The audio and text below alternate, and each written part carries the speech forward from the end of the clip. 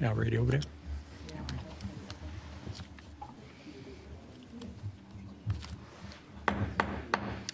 Okay, I'll call to order the Roseville Town Board regular meeting, April 5th, 2022. We will arise for the Pledge of Allegiance, but first let me introduce Brian Coart, Exchange Church, which is located here on South Main Street. After we do the pledge, he's going to do the invocation. All rise, please.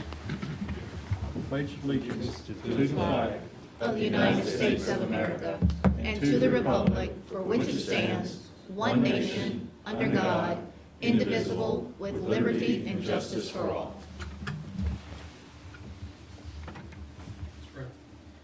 Lord, we're thankful that you let us know in your word that you are very faithful to us, that your loving kindness extends to us as the skies, and your righteousness as the mountains. And even though you know us deeper than anyone knows us, your thoughts towards us are love and compassion. And so, Lord, I pray that as you speak to us through your word, you would remind us that we need you, and that we need wisdom from you. So, Lord, I thank you for the men and women who serve this community, who make decisions for this community. I pray that you would give them humble and wise counsel. Lord, we thank you for this time that you've given us tonight. I pray that we would honor you in the way that we speak to each other and the way that we lead this community. But Jesus, it's in your name that we pray.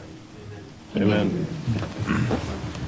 Thank you, Brian. Appreciate that. And for the ones that don't know Brian, he's pastor of Exchange Church, which is, they meet in the elementary school here on South Main Street, and I've had the pleasure to go there, and that is a great place. If you don't have a place to go, I really highly recommend checking out that the church there at the elementary school. Thank you for coming out, Brian. Appreciate that.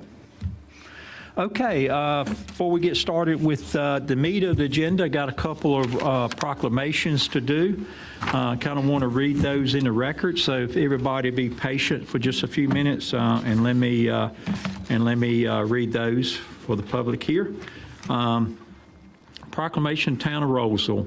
Whereas the monarch butterfly is an iconic North American species whose multi-generational migration and metamorphosis from caterpillar to butterfly has captured the imagination of millions of Americans. And whereas 27 years ago, more than 1 billion eastern monarch butterflies migrated to Mexico, but in the winter of 2014, only 60 million made the trip.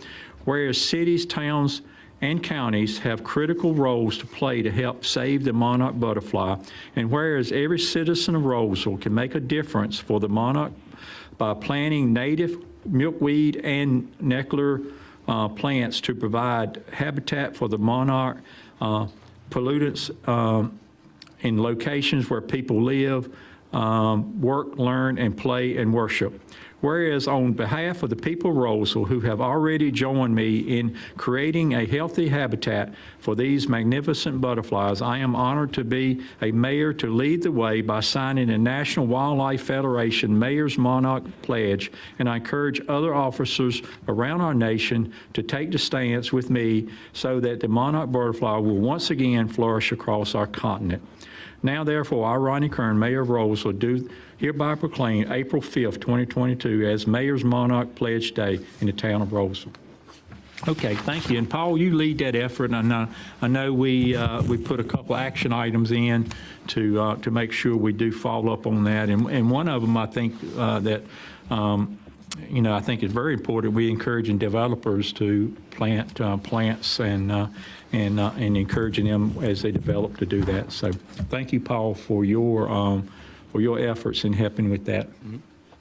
The next proclamation is for the town of Roseville is whereas the entire community can affect change positive change with any volunteer action, no matter how big or small. And whereas millions of volunteers working in their communities utilize time and talent daily to make differences in our lives of children, adults, and elderly. And whereas during this week, all over the nation, service projects will be performed and volunteers will be recognized for their commitment to service. And whereas giving to oneself in service to another empowers the giver and recipient. And whereas experience teaches us that government by itself cannot solve all the nation's social problems. And whereas our country's volunteer force is over 60 million people, is a great treasure. And whereas volunteers are vital to our future as caring and productive nation. Therefore, I, Ronnie Kern, Mayor of Town of Roseville, along with the Town Roseville Board of Commissioners, do hereby proclaim April 17th through 22nd, 2022 as National Volunteer Week. And thank you for all the volunteers that really makes a difference in town. Actually, we got one or several maybe. I know one at least that's here tonight with us, and I know they do a lot of great work and put a lot of effort in what they do. And kind of want to thank everybody in the room and also the ones listening that kind of do that. So appreciate that. Okay, now on with the business. We'll review the agenda of the board. Any changes or new business to agenda to be considered? If not, I will entertain a motion. Yes, sir. Has a change. That's in the, that would be in the agenda. Yes. We'll cover that in a minute. Okay. But do you want to add something or? No. Okay. You want to do a motion? Yes, sir. Move that we approve. I got a motion in a second. Second. All right, got a motion, second. Any other discussion? If not, all in favor say aye. Aye. Any opposed? Not hearing any. Thank you, board. We'll go on to our board liaison reports. Mayor Pro Tem Vilger, anything to report on Parks and Recreation Advisory Board? We had a meeting March 23rd, discussed the trail art submissions that'll be coming up in June. Or JG, yeah, I think it's June. Also discussed the farm entrance and plans for that, parking issues at Main Street Park, and upcoming events for the town from Parks and Rec. Very good. Thank you. Appreciate that. As y'all can see, Sheila Sutton is not here with us. She was out of town. She is on her way back. She should be here any minute, so she will join us as soon as she get back in town. But she's a commissioner of Liaison for Economic Development, and she did give me a brief update to share with everyone. She talks about last month she provided an update on the mixed-use development that was coming to Roseville, as well as the office complex on Rayford Place. But she wants to ensure that she did not imply that the board had already approved the community center at Cobblestone. The details of that project proposal are still being considered by this board here and have not yet been approved. In current economic development news in Roseville, the Roseville Downtown Development Association met Friday, March 25th. They continued to work together and is educated on some of the things that are going around. They're advocates for the downtown development in Roseville. The committee meets every fourth Friday of the month at around noon time, and the group of about 10 to 12 members will be taking a trip in mid-April to collaborate with the Town of Wake Forest downtown group.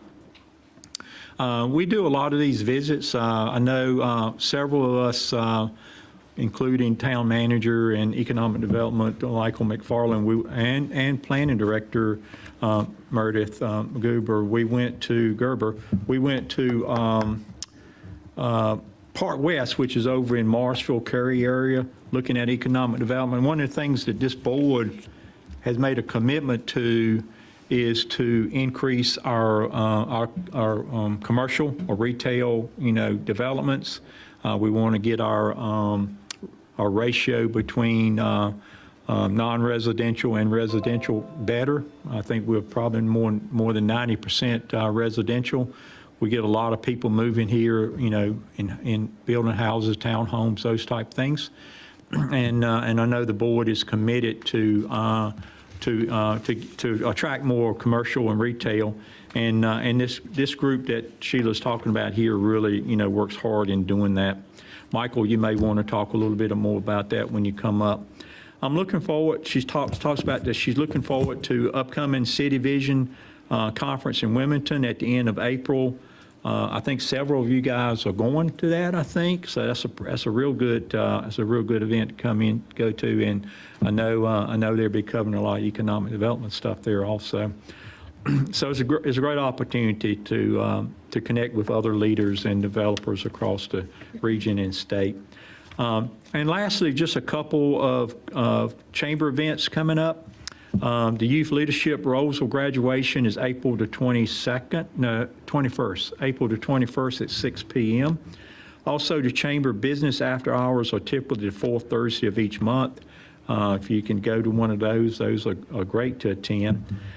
This month it will be Ethan Dental at 5:30 p.m. for ribbon cutting. And I don't have the details of that in front of me, but it should be sometime this month. Congratulations to the newest business we have here. And there's a lot more stuff, so she recommends you refer to the Chamber's website, because they really do a good job of keeping things going with the Chamber and things like that. So with that, we'll move on. Commissioner Medley, Planning Board. Okay, sure. Thanks, Ronnie. So we met, I think it was on the 28th, which was last week. There was a lot of discussion with the board members in regards to the commercial growth feasibility study. They had a lot of questions. I think I had a lot more questions. Yes, it is, but it's not pointing towards me. I'm sorry.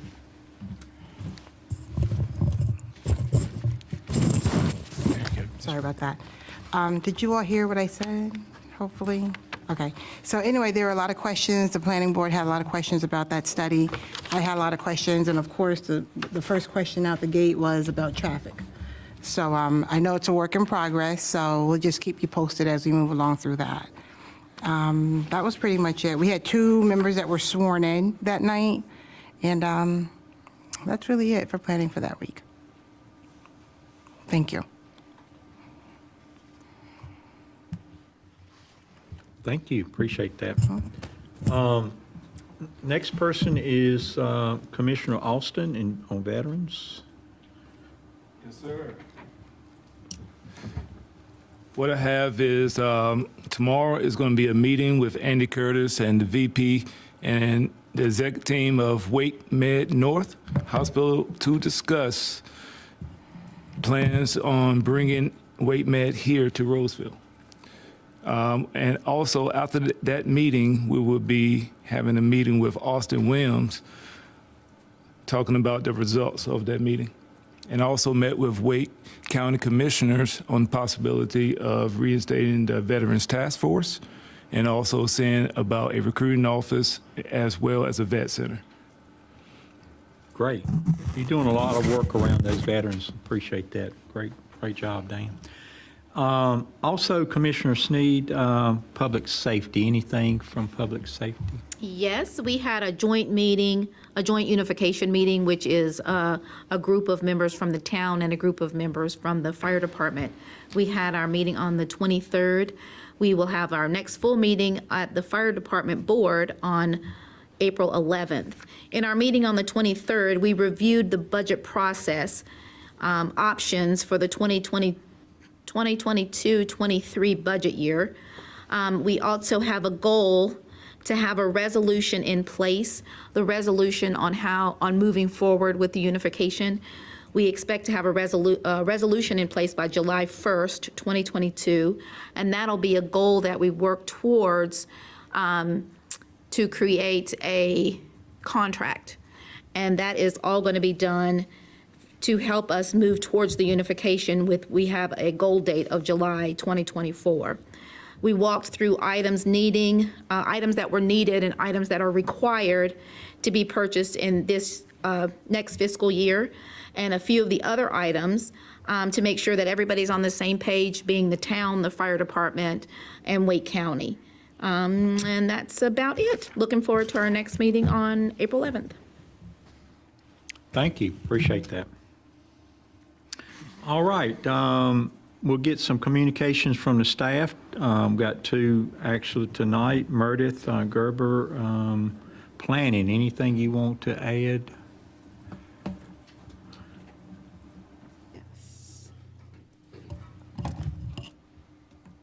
Good evening, Mayor and Commissioners. For the Planning Director's update today, I have 3 items for you. First, I'd like to give an answer to a question that came up at the joint work session you all had with the Planning Board. Second, just a brief look at activity levels with permits. And third, just an update on development applications and review. So at the joint work session held in mid-March, a question came up about open space and does regulatory open space count as part of the open space requirement. So in the LDO, I found 2 things. But first, as background, open space requirements for developments vary based on the type of development, whether it's residential or non-residential, and what type of zoning district. And typical open space requirements are between 10 and 15%. So out of those amounts, for stormwater, a maximum of 50% of total required passive open space may be used for stormwater facilities, and there needs to be some sort of pedestrian connection around that. You said 15? 50. 50.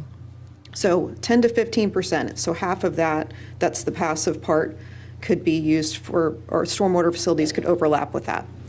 And then a maximum of 20% of the total required passive open space can be used for environmentally sensitive areas like stream buffers or floodplains. So there's some overlap with that, and I think each site is unique, and I still see questions on. Can you do an example with just a random number? Sure. So if there's 100 acres, 100-acre subdivision, and based on the zoning district, 10% of that, so 10 acres, would be required for open space, and a portion of that would be passive. So if, let's say, 5% of the entire site, so 5 acres would be passive open space, so 2.5 acres may overlap with stormwater facilities, and let's check my math here, 1 acre might overlap with floodplains or stream buffers. You can certainly follow up with a graphic if that would be helpful. It would be very helpful. I like pictures too. Second, the most recent development report on our website is the February 2022 report, and permitting is generally up from last time this year. And this graph can be found in that development report, and you can see that January was a pretty big month with new single-family dwellings, and the trade permits were bigger in February. And again, more information is available online in our February 2022 development report. And finally, development applications in review. We have 25 total. The biggest set right now are rezoning cases. We've had quite a few new rezoning cases come in with the February, March, and April submittal cycles. And tonight we'll be hearing 1 special use permit amendment and 1 preliminary plat. And just a note, on the graphic, Publix, the Walbrook Buildings 1, 2, 3, and 4 was submitted on Friday. And that concludes my presentation.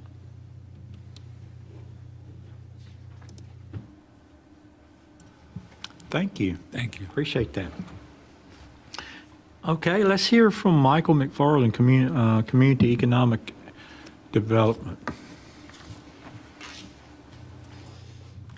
Good evening, everyone. Just a few updates tonight, and some of this might be a repeat from my report during the budget work session last week, but I'll mention them for the benefit of the listeners tonight as well. As you mentioned Commissioner Medley, a draft report of the commercial growth feasibility study has been developed and shared with the town board, with the planning board, property owners in the study area, and also posted for the general public to see. And I just wanted to make one last request for any additional feedback that the town board members might have. We're kind of in the digestion and input gathering phase, so if there's anything else, please feel free to send me an email or give me a call and let me know of any other feedback. And we'll be working over the next few weeks to address that feedback, see what can be worked into the report, or what might be better suited to follow in some kind of follow-up activities after the report's done.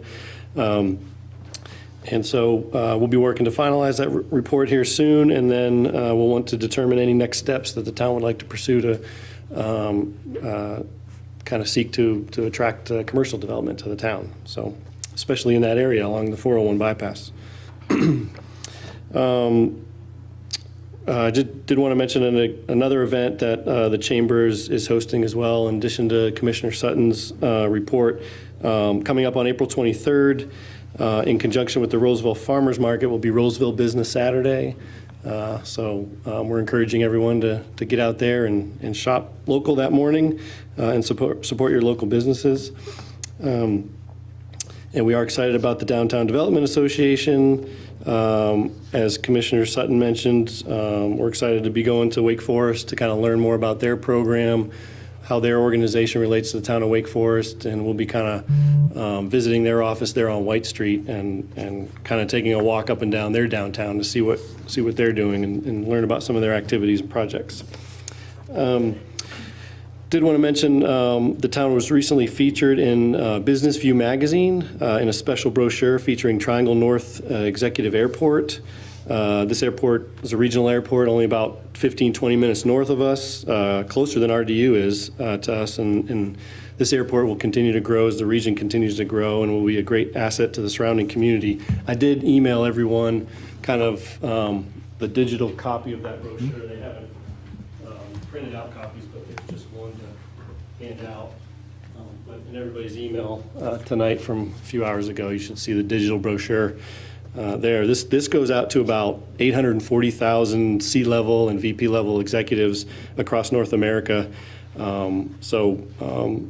Pretty good audience there, and to get the word out about the great place Roseville is to live, work, and play. So, and then just a final item, the new Roseville Community and Business Guide. You might recall this guide from a few years ago. So the Chamber has hired a vendor to put out a new version, an updated version, and a few of us at the town here are working with the director to update this. And the guide should be ready to distribute hopefully in another month or so. But this is a great resource guide for residents, visitors, and it gives an opportunity for businesses to advertise. So stay tuned. Hopefully we'll have something to share. And this will come out in a print version and digital version as well. So that's it for tonight. I'm here to answer any. Did you mention NC Impact? I did not. Rolesville was featured on Friday night on PBS North Carolina in a episode on the housing boom in the state. And if you didn't get a chance to watch that, you can go to the PBS North Carolina's website right now, and it's streaming right now at any time, so you can kind of watch that. They focus on Rolesville in about a 3 to 4 minute clip. Some local residents were interviewed, and so Rolesville's right there in the middle of all the housing growth that's happening in the state. So it was a really interesting episode, and I encourage you to watch it if you get a chance to, and if you haven't already. Yep. Well, thank you, Michael. Yep. Yeah, I found that NC Impact. I watched it, and I learned some things on it. Really, Roseville was just, like you said, 3 to 5 minutes. It was very short. But, with all the growth that goes on, all the houses being built around here, you would think it's enough houses for everyone, but that's not the case. They had a young lady on there that runs her own business, and she looked for a house for over a year and a half and couldn't find one. And even at, putting $50,000, above the asking price, still couldn't get one, so she's living she just gave up, and she's actually renting, and she said that she'll, maybe come back in the housing market at some other time, but, it's amazing, though. It's amazing all the growth you see going on, and it's still not enough to serve all the people that really are out there looking, and they have to. My understanding now, if you don't put $30,000 or $40,000 over the asking price, you're not going to be in the ball game. So it's amazing in a way. But thank you, Michael. Appreciate you mentioning that. All right, right now we'll go to public invited to be heard. This is individual wishing to participate in a public to be heard forum. This has to be non-agenda items. I know, I think I saw Derek signed up. So come on up, Derek, introduce yourself and where you live, and as I will, caution Derek and anyone else, 3 minutes. And Dan is the man that's He's got that's the watch. monitoring that. I time my stuff. So I am Derek Verstegen. I'm at 414 Virginia Water Drive. So I wanted to talk tonight about the Chandler Ridge property. I believe that's not on the agenda tonight, so I think it's fair game. But I wanted to share some personal thoughts about the Chandler Ridge development project, particularly about the land acquisition opportunity the town has been presented with. The site plan for Chandler's Ridge has a total dedicated protected open space of 30 acres sitting on the far eastern section of the development. It's not connected to the neighborhood in any way other than a proposed greenway, which I'll touch on in a minute. That area is orphaned by a 22-acre section of land the developer is offering the town to purchase. This section of land is bisected by the Jones Dairy Road extension easement, which impacts its usefulness. What I would like to see the town take action on is the following. First, continue on the land appraisal that's been requested by PARAB, Parks and Recreation Advisory Board. Use the language of the new LDO Section 6.3, Section N, titled Legal Instrument for Permanent Protection, bullet point 1B, and acquire the before-mentioned 30 acres of protected land, if I understand the conditions, could be at no cost. And then finally, offer a trade to the developer, deed the 22 acres of land being offered for sale for $1 an acre. In exchange, the town will only ask the developer to smooth and seed the half-mile corridor designated for the public greenway. That should save the developer about the purchase price of the property in question. If we don't consider this, there will be essentially a $500,000 paved greenway going nowhere from nowhere other than a private gravel path. So just want you to kind of think about that a little bit and what that ends up looking like. So realistically, only the residents of Chandler's Ridge will reap the benefits of a greenway and all that preserved land. The 22 acres of land being offered by itself has limitations as to its use, but when combined with the 30 acres of protected area, the potential for the property is dramatically increased, even with the limitations the conservation label has in our LDO. At zero cost, we can acquire over 50 acres of pristine land along the beautiful stretch of Perry Creek that is an incredible and vital link to the northernmost pedestrian tunnel and access to Fraser Farm. Being on the hook for a half a mile of greenway on a prepared section of land is a very small price to pay for a 50-plus acre park. That's all I have. Am I Thank under you. 3 minutes? There you go. Thank you, Derek. And as I mentioned, Derek is one of our volunteers. He puts a lot, just like this issue here, he puts a lot of thought and time into what he does, and appreciate your work. Thank you, guys. And thank you very much. Thank you, sir. Okay, next person wishing to speak, Courtney Myers. Did I pronounce that right? Myers, yes. Hello, I've lived in Roseville for 19 years now, and I'm for the growth, but State your address just for the record. it's 1037 Smoke Willow Way in Roseville. I stay in back of the Granite Crest, which was Willow Crest. And we purchased a foreclosed home back there. You know, we work on foreclosed homes, my father and I. And the developers, you know, they moved closer and closer. We've got an easement. And now they're on top of us now. You know, we're in the back there, and now they've come and demolition the road, the path that we did have our easement. And they're, you know, I looked today, and they've got their, where they drill for dynamite, you know, the dynamite and blast and all of that. And, you know, my daughter walks down the easement, and my wife, you know, and we look after a senior down there, you know. And, you know, the other week I came home, and there was you know, it's one way in, one way out. There was an 18-wheeler in my way, you know, and, you know, Meredith was kind enough to set up a meeting with Jackie. This is Jackie and Hal Perry, and but, you know, it's not getting any better. You know, it's like a four-wheel drive. You got to have, you know, the coming in and out. You know, it's a full-blown construction site. You know, I work construction, and I don't know any site where you know, you can cross over a construct. It's as hardcore. This is like logging trucks, and, you know, they're about to start blasting, and, you know, I don't know what to do. It's just, I wanted everybody to be aware of it. You know, we're back there, and we've lived back there. You know, I'm not trying to stop the construction, but, you know. Yeah, I understand. Yeah.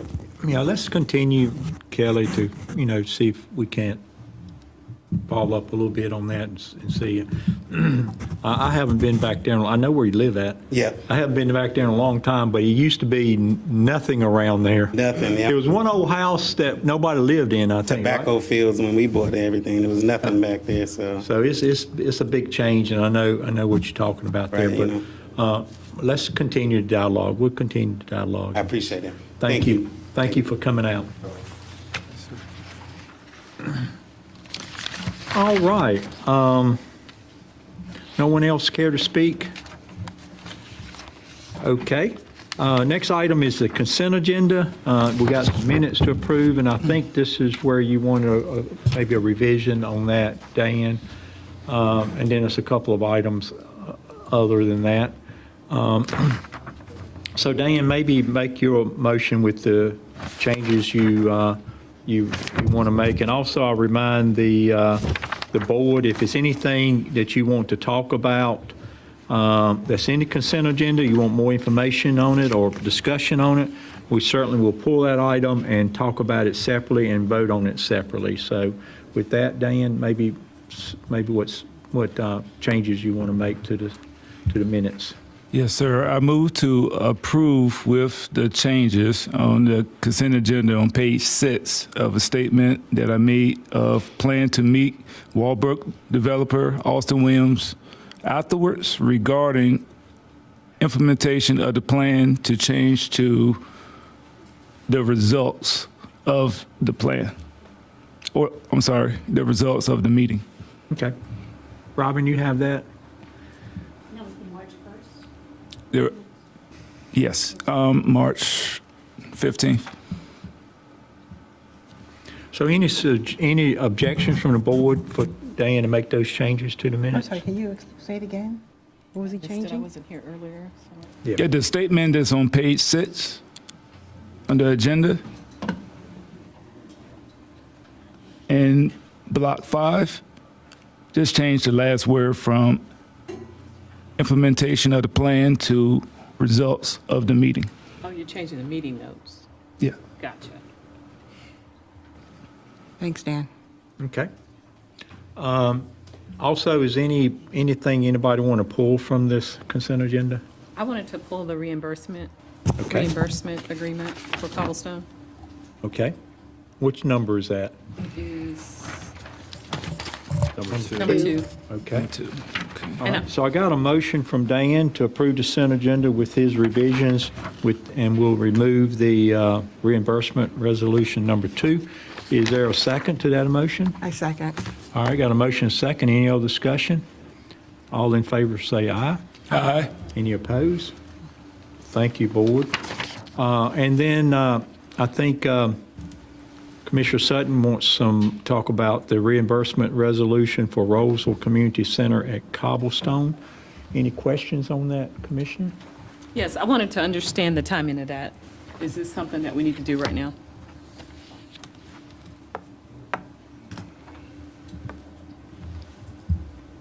Good evening, Mayor and Commissioners. So this was something I had mentioned, I think at the March meeting when we were talking about the community center. When you intend potentially to issue debt for a project, a lot of times to get approval from the LGC, you have to already have construction bids in hand, which means you have paid up front for the cost for architects and designs and things like that. In order to reimburse yourself from the debt proceeds, you have to first pass a reimbursement resolution that says you are upfronting money and you intend to reimburse yourself from the debt. So in that case, the sooner you do that before you spend more money on the project, the better you are, because more of it will be able to be reimbursed through the installment finance. Right. So I guess my concern is this doesn't commit us in the event that something doesn't go right to building the community center. I just want to make that abundantly clear. This is purely a formal action for IRS purposes. Gotcha. So that you're able to reimburse yourself. Does not commit you to build, does not commit you to issue debt, Excellent. anything beyond that. Thank you for clarifying. Then I'm good. Good. You want to do a motion? Sure. I make a motion to just approve that one, the reimbursement agreement, or the full For the amount. whole consent agenda. So I got a motion to approve number 2, reimbursement resolution for Roseville Community Center at Cobblestone. Is there a second? I'll second that. All right, we've got a motion, a second. Any other discussion? Not all in favor, say aye. Aye. Any opposed? Thank you. Appreciate it, board. All right. Now we go into the board action part of the agenda. And we haven't had these quite as often as we used to, but we do have 2 evidentiary hearings that is a little bit different than what we normally have to do now. And I will start the first one. The first one, let's see. The first one is case for evidentiary hearing, SUPD 21-01, Fulton Former Thayers, Waite Avenue subdivision, SUP amendment. And I would ask the town attorney to deliver the procedural statement. Thank you, Mr. Mayor. Evidentiary hearings have characteristics similar to court proceedings. Evidentiary hearings are necessary when a quasi-judicial decision must be made by the board. The board's decision must be based only upon the evidence presented at this hearing and site visits by the board, if any. Witnesses must testify under oath or affirmation. The parties may be represented by legal counsel. The parties have the right to cross-examine witnesses. The parties have a right to object to improper testimony or evidence. There is a right to present rebuttal evidence. All evidence presented by witnesses must be competent and material, and unduly repetitious or irrelevant testimony may be barred. An attorney or party wishing to cross-examine a witness shall rise and wait to be recognized by the mayor. Normally, witnesses may testify only as to their personal knowledge of facts. With regard to competent evidence, North Carolina law prohibits a person from giving opinions about scientific, technical, or other specialized subjects unless the person by knowledge, skill, experience, training, or education is in fact an expert on that subject. A person wanting to give an opinion as an expert must first state his or her qualifications. Unless the witness is an expert on the subject, North Carolina General Statute 160D 1402 specifically prohibits opinions that the use of property in a particular way would affect the value of other properties, or opinions that the increase in vehicular traffic resulting from a proposed development would pose a danger to the public safety. And at this point in the statement, we do our voir dire, where I'll ask the board a series of questions. You may answer those as a group, and the mayor or I will notice if someone has an answer that looks somewhat deviant from the others. A board member shall not participate in this hearing if the member has a fixed opinion prior to the hearing that is not susceptible to change, has engaged in undisclosed ex parte communications, has a close familial, business, or other associational relationship with an applicant or an affected person, or has a financial interest in the outcome of the matter. Is any member predisposed to vote a particular way on this matter, such that his or her opinion is already fixed, and the evidence presented during this hearing is not likely to influence his or her decision? No. No. Has any member discussed this matter with proponents, opponents, or others? No.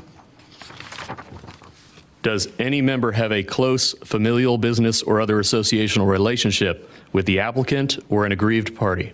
No. Does any member have a financial interest in the outcome of this matter? No. While not a conflict of interest, specialized knowledge of members should be disclosed.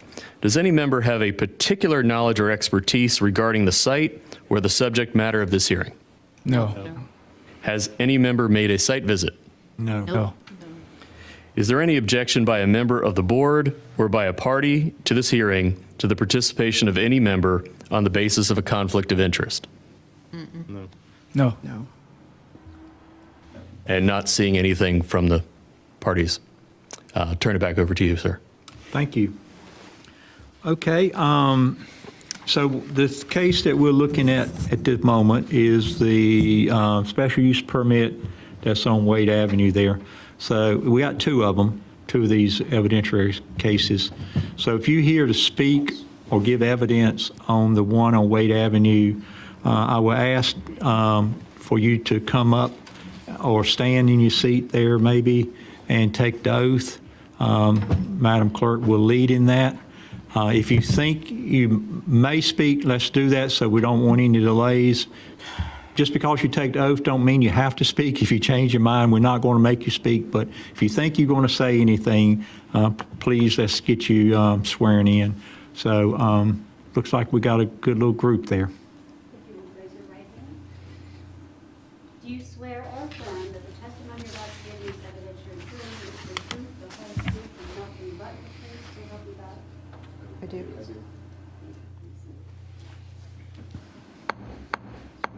Okay, I open the evidentiary hearing and I'll call for staff report. Thank you, Mayor. Good evening again, Mayor and Commissioners. This case is a special use permit amendment for the Waite Avenue subdivision, formerly known as the Thales site, and Thales is no longer a component of the project. So the property is 93.73 acres, located at the southwestern corner of Waite Avenue and Averett Road. And based on the timing of the application, review of this case is under the Unified Development Ordinance. The UDO process for special use permits in the residential and planned unit development district follow going to the planning board for review and recommendation, and then going in front of the town board for an evidentiary or quasi-judicial hearing. The applicant must provide testimony for the findings of fact, and the burden of proof is on the applicant. As I mentioned, the subject site is at the southwestern corner of NC 98 or Waite Avenue and Averett Road. There have been some milestones in this case. First, in June 2018, a rezoning request and a special use permit were approved.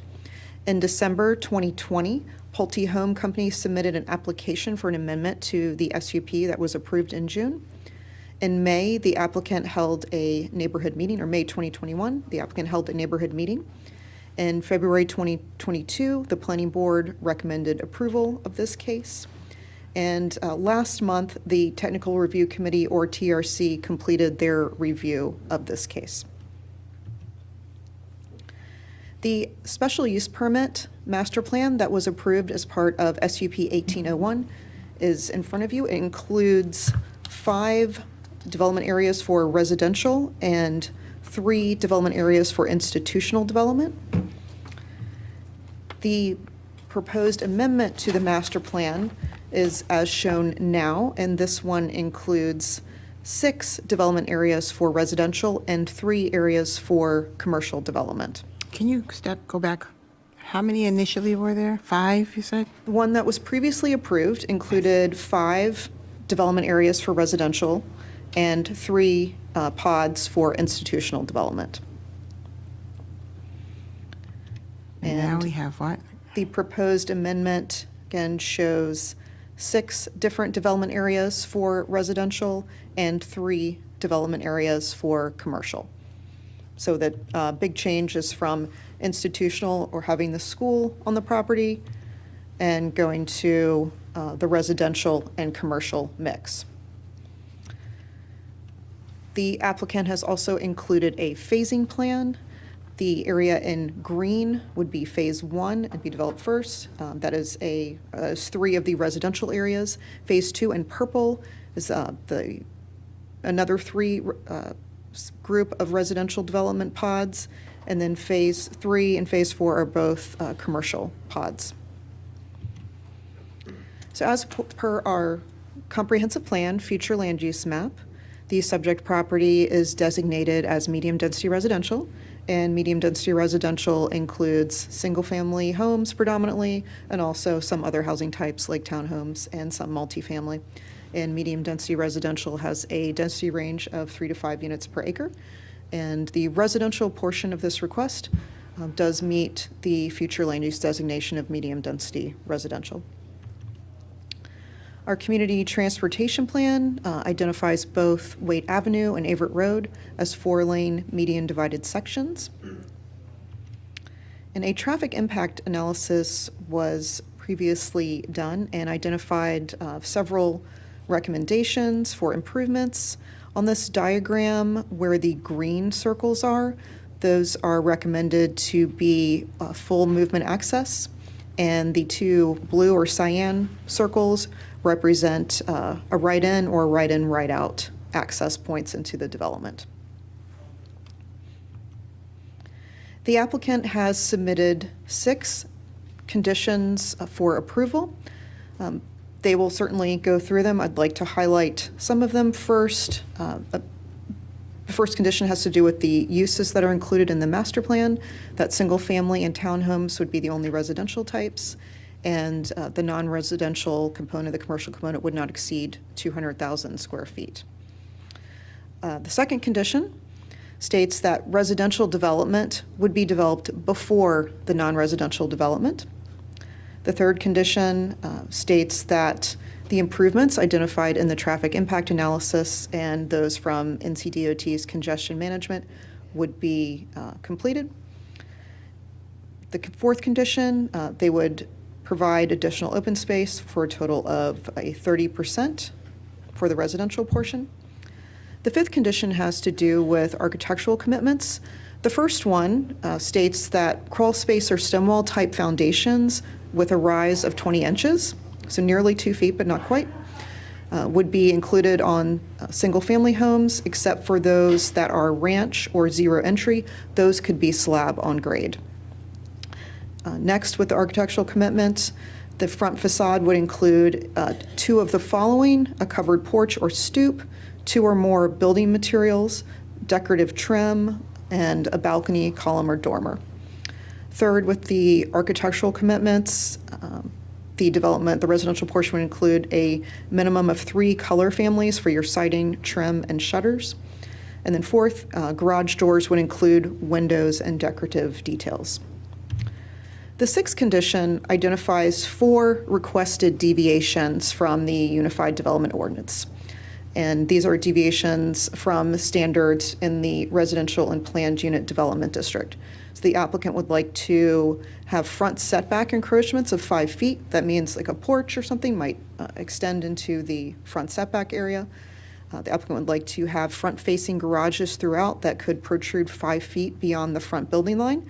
And that means front building line means the facade of the home, so the garage could stick out, protrude past the front facade of the home. Parking would be permitted in driveways. The UDO states that parking counts can be a combination of off-street and on-street, meaning in your garage or on the street. And the last one, townhomes shall have a minimum 20-foot building separation. The UDO states that townhomes would have a 30-foot building separation. What did you say about the parking again? The applicant is requesting that parking in driveways be allowed to be counted towards the parking requirement. And the UDO and the RNPUD section states that parking could be on-street or in the garage as far as counting for your required spaces. That's for the townhomes and the single-family homes? I believe so. The applicants can certainly clarify when they go through the conditions.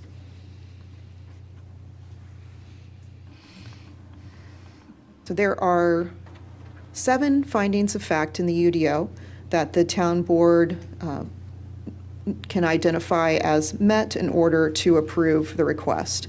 They have to do with public health and safety, not injuring adjoining property value, a development being in harmony with the scale, bulk, coverage, density, and character of the neighborhood it's in. The plan should generally conform with the comprehensive plan and any other official plans. The use should be appropriately located with respect to transportation facilities, utilities, public safety, and similar facilities. And the use should not cause undue traffic congestion or create a traffic hazard. And finally, the use should comply with all applicable requirements of the ordinance, in this case, the Unified Development Ordinance. That concludes staff's presentation, and invite the applicant.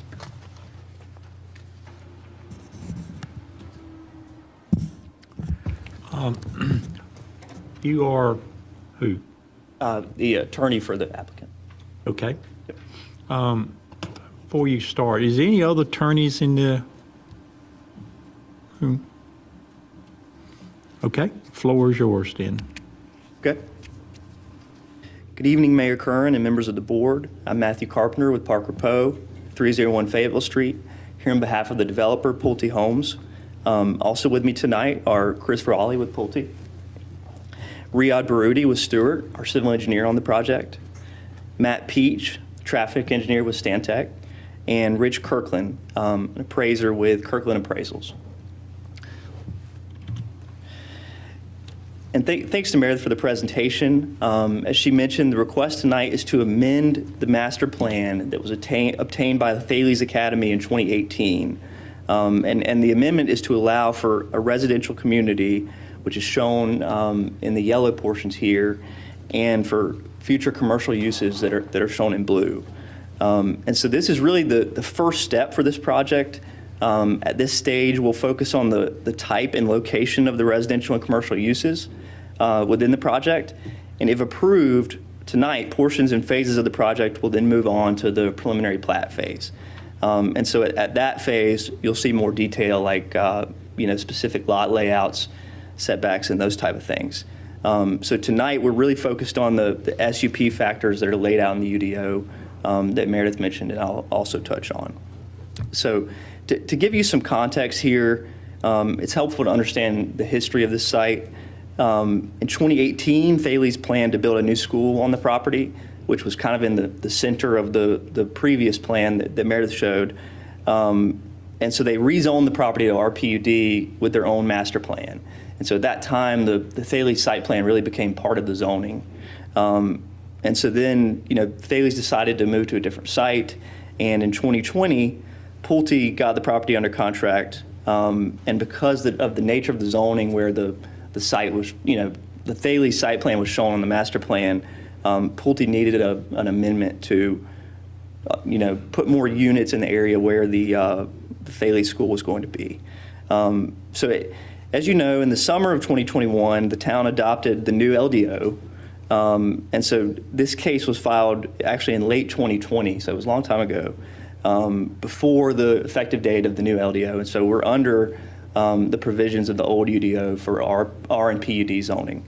That being said, we think we've got a plan, that really fits with the goals and policies of the new LDO.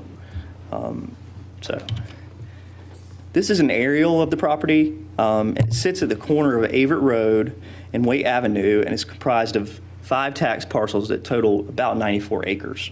So it's a big site. And as I mentioned, the current zoning, as you can see here in yellow, is R and PUD. And so this request won't change the zoning district. It'll just amend the master plan that Thales had approved. So, and as part of our amendment, we're proposing the master plan shown here. And Riyadh will talk in greater detail about the plan, but I'd like to give you an overview before we get into the bulk of the testimony. So what this plan does, as I mentioned before, is remove the Thales school site from the plan. And so we've gone through several iterations of the plan. I think we had, 4 or 5 different resubmittals. And so we think this plan is, works and accounts for the site constraints.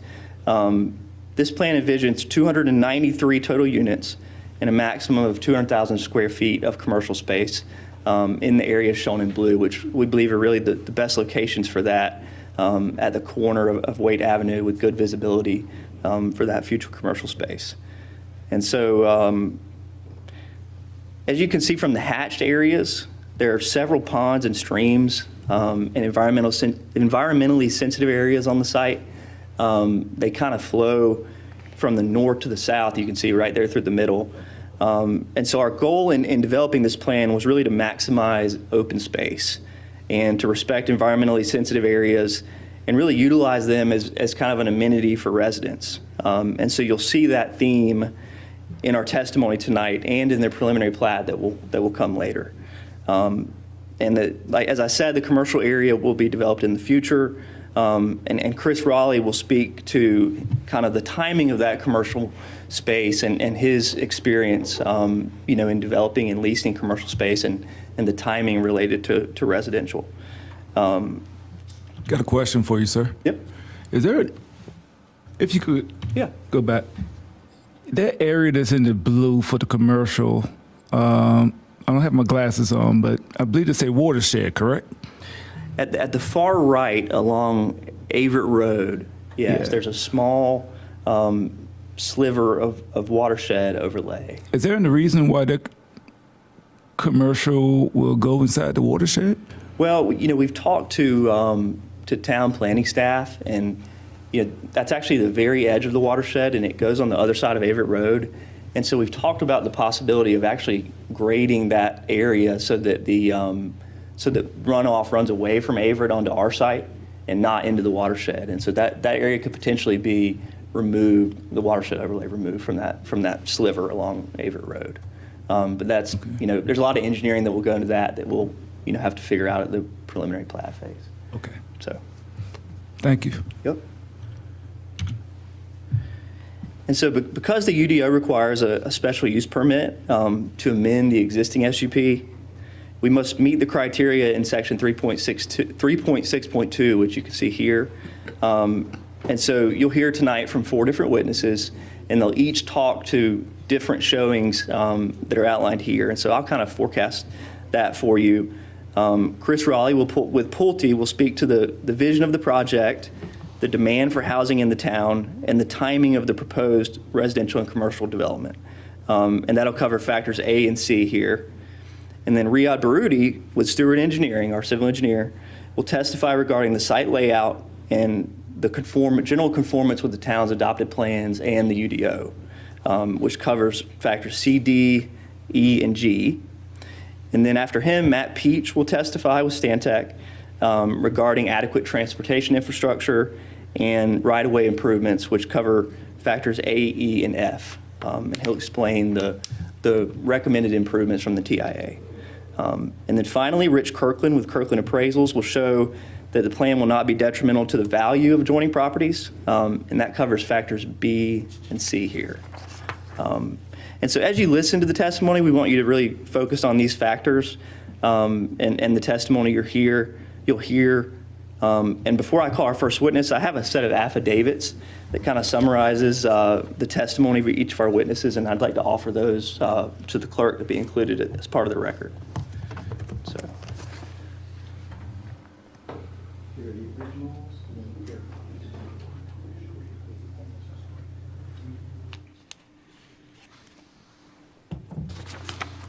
So at this time, I'd like to call our first witness, Chris Raleigh.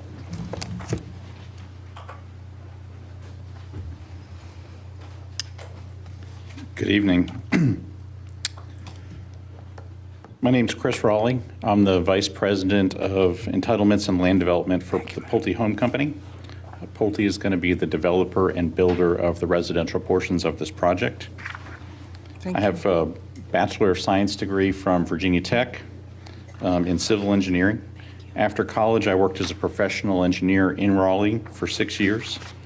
After that, I worked for a real estate investment company as the development services manager in Morrisville, North Carolina. In that role, I oversaw residential and commercial development projects throughout the Triangle. For the past 15 years, I've been the Vice President of Land Entitlements and Development at Pulte, directly overseeing development activities and construction of residential communities throughout North Carolina, many of which are in the Triangle. Based on my experience with residential communities in the Triangle, I've analyzed the need for the mix of housing in different communities, and I've looked at this specific project. I've looked at the project's consistency with Rolesville's comprehensive plan and its impact on the compatibility with the community. So these relate to SUP factors that are listed up there. It's going to be factors 3.6.2A, C, and G. So Pulte has national and local experience in evaluating housing needs in the appropriate locations where certain housing projects need to go. When we consider new locations for residential communities, we look to fulfill a need that's not currently being met in a community. We look at what the future needs are going to be, and we're trying to meet those needs as well.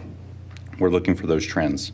In Rolesville and throughout the Triangle, there's a significant housing shortage, which is driving up the price of housing due to a lack of supply. COVID-19 has led to a significant shift in housing demand in and around the Triangle, with many people transitioning from where they're starting to permanently work at home, or at least working at home for a majority of the time. They're looking for homes in areas where they can have more space, specifically communities with extra open space. Accordingly, many home buyers are looking for communities like Rolesville where they can enjoy high standards of living with that open space.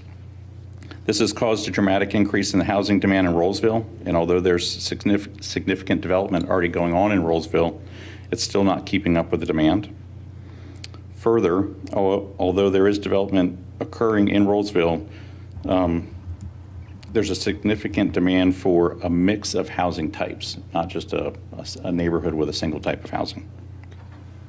This project has a mix of housing types, which will help meet that demand with different price points and different opportunities for different types of buyers by offering different products. For this project, we've developed a master plan to provide a mix of housing types that create a village-type environment for homeowners of different stages of life with varying needs. The project will feature alley-loaded townhomes, front-loaded townhomes, and single-family detached houses with varying lot widths. And as you heard earlier, even some housing that might be something with a zero entry, and like maybe in a ranch-type home or a first floor master, and that way we can pull in people from all generations.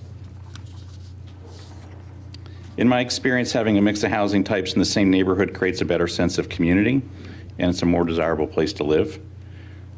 Therefore, this project will not materially endanger the public health or safety, but rather it's in the public's best interest because it will help meet the rising housing demands. Homes in this project will feature quality design in line with other Pulte projects. The proposed special use permit conditions, specifically number 5, speaks to several architectural standards, including crawl space foundations for certain homes, decorative features on the front facade of the homes, and a mix of siding colors and design throughout the development with decorative garages, windows, and carriage-style ornaments. Based on our high standards for design, the project will feature innovative design and construction principles, such as creating neighborhood parks, or as I like to call them, pocket parks, throughout the community. The project will also include a clubhouse. The clubhouse will have a fitness facility in it, plus space where people could meet. It will also have a pool, and there'll be multi-use paths throughout the community for people to enjoy and get out into the open spaces that we're preserving. So thus, the project will feature high-quality design consistent with the scale and character of this area. The proposed special use conditions include a commitment to at least 30% open space, which is double of what's required by the UDO requirements. Our civil engineer will speak to this in further detail. The project has a lot of environmental features on it, and so we've been very intentional in even in all of the deviations that we've asked for. The reason we're asking for those is we're trying to pull the neighborhood in closer together, which will then open up the open spaces. So that way, the thought there is you save these open spaces so that everybody can enjoy them, as opposed to spreading that land out in smaller spaces just throughout individual lots. The open space commitment will allow us the natural areas to be better preserved and enjoyed by the residents. As shown on the master plan, there's also a commercial area shown in blue at the corner of Wade Avenue and Averett Road. The plan is for the commercial area to be developed following the residential portions. I think it's important to note that when you looked at that plan and it showed all the yellow to the left and the blue to the right, the sewer for the site is on the left. And so the residential component will come in and they'll build the utilities across the site. So that way, as the residential gets built, it's then prime and ready to go for the commercial development. So it's being set up, one, because commercial development wants to have the homes already in place to support the commercial that's going to be going in there, but just it also has the practical constraint on this property, and that access and utilities needs to come through the yellow portions before it gets to the blue portions. In my experience working for a commercial real estate company and as a residential builder, builders often request walkable amenities to seek a place, commercial things that are of a neighborhood scale that people can walk to without having to go out on the major roads. In my experience, for commercial uses to be viable, the residential development has to come first to support the commercial tenants. If commercial areas are developed too soon, you run the risk of building the commercial area. The tenants, there's not enough support for those facilities. They can go out of business, or you could have spaces that are vacant, and then that does not help the community as a whole if you have excess vacant commercial space sitting there. Based on my experience, allowing the residential portion of this neighborhood to develop first, it will increase the likelihood of a future successful commercial and retail space in this area. Thank you very much. Sir, question for you. What are the starting prices for the single-family homes and the townhomes? The starting prices? Hard question to answer. The starting prices will be market-driven. And so I don't know that I can speak to that now, because we probably wouldn't have the first home for sale for probably 18 to 24 months. But what I can speak to is part of what we're wanting to do is, I spoke to, we're going to have alley-loaded townhome product. Mm-hmm. We're going to have front entry townhome product. We also want to have single-family detached product. We're trying to create a mix so that we can create varied price ranges, as opposed to just having one neighborhood that's only focused on one particular buyer. So, I would say it'll be consistent with whatever the market is accepting at that point. And we're also going to vary the lot widths on the product, and that will also create that gradient of pricing. You talked about earlier as far as in having the spaces kind of closer. Yes, sir. How much square feet is that? You talking about like maybe 20, 30 feet apart? Yeah, so as an example, on the townhomes, the town code would require that the townhomes be 30 feet apart. We're asking for them to be 20 feet apart. So if you think about that, it's 20 feet between, we're reducing 10 feet between two townhomes. So the 10 feet between two townhomes is not necessarily going to be the place where someone's going to go outside and enjoy that 10 feet. Instead, what we're doing is we want to get the buildings a little bit closer, which is then allowing us to take that 10 feet and put it over into the open spaces. So that way we can create larger spaces that are centralized, as opposed to having these 10-foot spaces throughout the neighborhood between two townhomes where kids probably wouldn't play and you wouldn't walk your dog. I have a question about that. Yes, ma'am. Because when you're building them that close together, you're putting everybody on top of each other.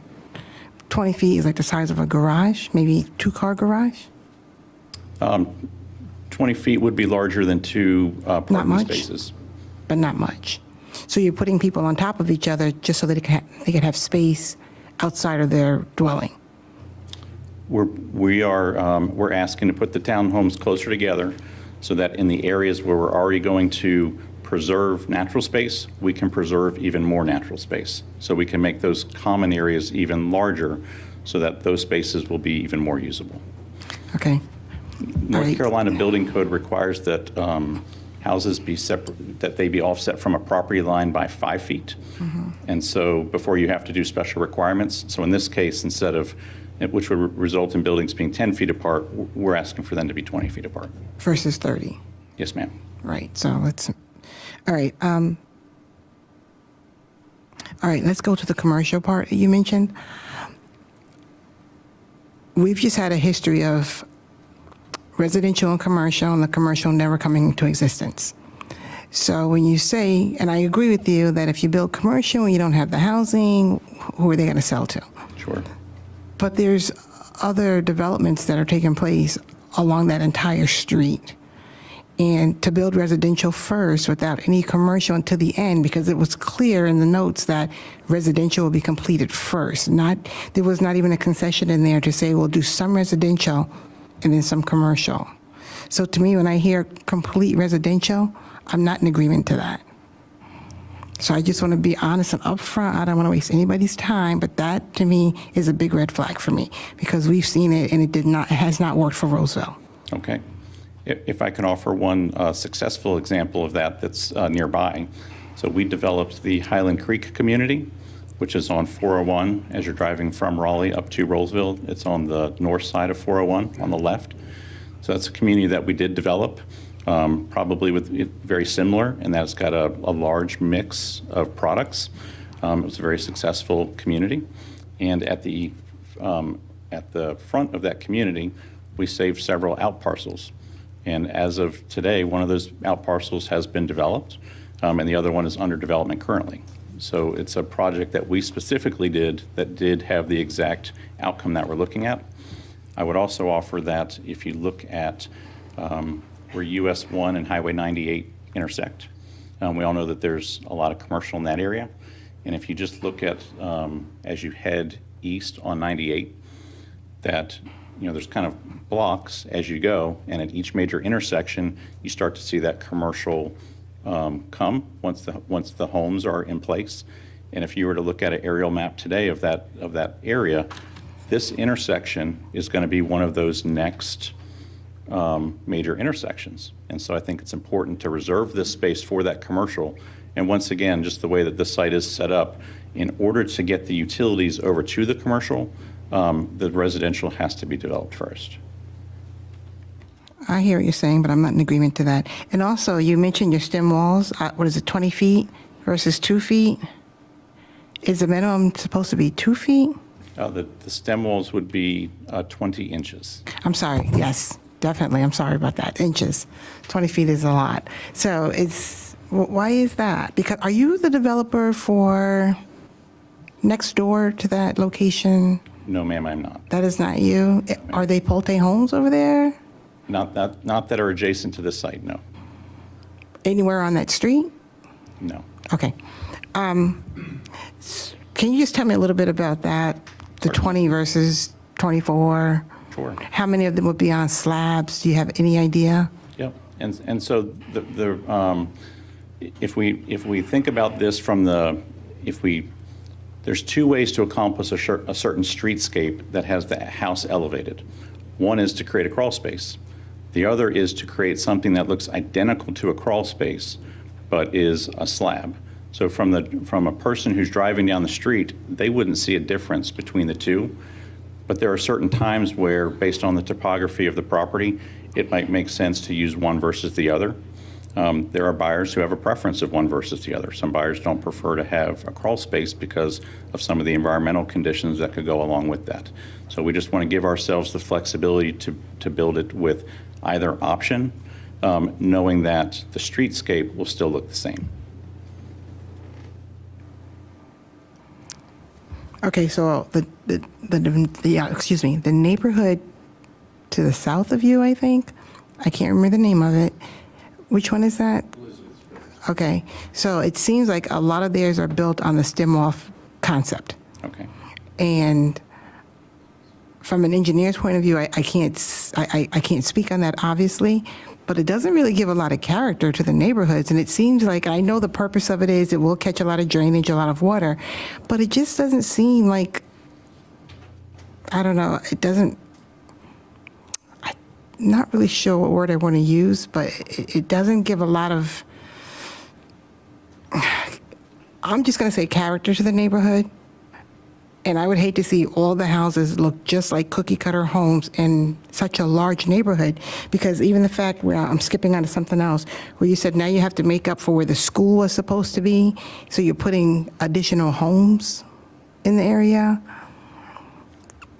To me, this is not making a lot of sense, but that's just me trying to figure it out, because you're putting a lot of homes closer together, believing that people are going to go to these open spaces to have fun, to breathe. They'll probably go to those open spaces to get away from their neighbors that they're sitting right on top of. So that's what my concern is. Certainly. Yeah, does those homes have a minimum height to them The ones in the that Elizabeth you was talking Springs? about? They're all Less too, than 20 inches? Or? yeah. Oh my God, yes. So just for clarity, to make sure I understand the condition here, if I read the condition, and maybe David, you can make sure, it says stem wall, crawl space or stem wall type foundation with minimum rise of 20 inches. So no matter which one of those two, it's going to be a minimum of 20 inches. Yes, sir. It'll So be if 20 it's- inches, which then creates a nice stepping pattern to get up into the front of the home. Whereas I would offer up that the neighborhoods that are around us are not built with a variety of homes. I don't believe they're built with, they are all the same type of lot, and so they're putting in the same type of product, whereas we're intentionally not doing that. We want to create something that is bringing in diverse buyers into the community. So 20 inches basically would be, what, 5 courses of brick maybe or something like that? Anybody know? Roughly, yes, sir. 5 or 6, because it usually lends itself towards 3 nice steps into the home. How is it that the development, and I don't know the name of it, thank God, so I We won't didn't say have a it. minimum to them, evidently. Evidently, yeah, because it looks like if it rains really hard, again, except for the engineering that was done to prevent what I'm thinking is going to happen, the rain is going right in the house. There's no step up. It's perfect for somebody who's in a wheelchair, or maybe they have some type of a disability, walking up steps, but every house is situated like that. So when you say a variety of, me personally, I would like to know how many is a variety of. Are you going to do X amount of houses with a crawl space, X amount with the stem wall? How do you differentiate that? We can differentiate that when we come back with our preliminary site plan, which will come to this board, and then we can give that specific detail. Well, I'll stop right now and let somebody else have a chance. I just have a quick question, clarification on something you shared about Highland Creek. Pulte built the homes in Highland Creek? Highland Creek was built by Centex. Syntex, that's what I thought. Centex falls underneath the same brand. Pulte Home Company operates the brands Pulte, Centex, John Whelan Homes, and Del Webb. We all operate those 4 brands in this in this market. Gotcha. And did Pulte build a neighborhood in Roseville already? We are actively building one in Rolesville off of Forestville Road. Did you do Pine Glen? KB, I think. I've been Okay. with the company for over 15 years, and Pine Glen's not one that Gotcha. we did during that time. What All right, is the- thank you. Is that stormwater or something, or The what? one that we're actively building is called Regency. Oh, okay. It's on Forestville. Heritage of Regency. Yep. it's That's a little small neighborhood, right? It is, sir, yes. It's a 3-phase project. 2 phases are in Wake Forest, and 1 phase is in Rolesville. I do have another question, I'm sorry. Parking. Could you please explain to me how garage parking, driveway parking, and street parking will make up your parking? How they'll make up the parking? How does that work? Because if you're saying it's a combination of all 3? Well, in this case, what we're asking for is that we be allowed to use the driveways as part of our parking count. The reason for that is because we're going to have alleys on this project. We don't want cars parking in the alleys. We want the cars to be able to pull in the driveway and let that count as part of the parking count. So we're trying to get cars off of the roads into the driveways, into the garages. And how do you do the guest parking, like for the townhomes? We will have overflow parking for those. Okay.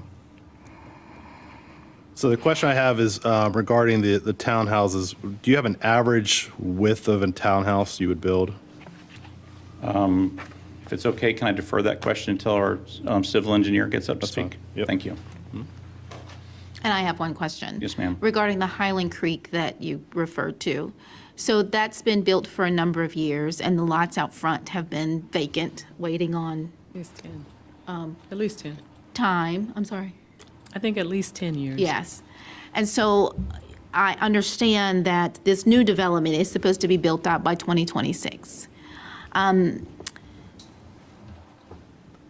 The likelihood is, what is the likelihood that that will happen? I know you have plans. I have concerns with it sitting vacant and the traffic numbers that I have looked at in our report. That's a concern for me. Do you already, are you already in negotiations, talks with commercial developers, commercial businesses? We're not in active talks with commercial developers, but I would tell you that part of the reason why is because for a commercial developer, they want to be able to act even faster than we want to act as a residential builder. And they recognize that the utilities aren't available to them yet, and it would not be viable for them to develop the commercial and have to extend the utilities all the way to those sites. So do I think that it's likely that in the time frame that we're building these homes, that we're going to get the activity to get commercial developers in there? I do, because if you look at the surrounding area, there's been several neighborhoods that have been built around this area that don't have interconnectivity. They have dead-end roads into the adjacent parcels. We're going to provide that interconnectivity. And so all of a sudden, you're going to have these small areas that are going to be interconnected. It's not just our neighborhood that would be able to feed into these commercial areas. It's the surrounding ones also where people could walk to those and enjoy those amenities. Okay. So then back to Highland Creek, how many do you have, how many empty lots are there?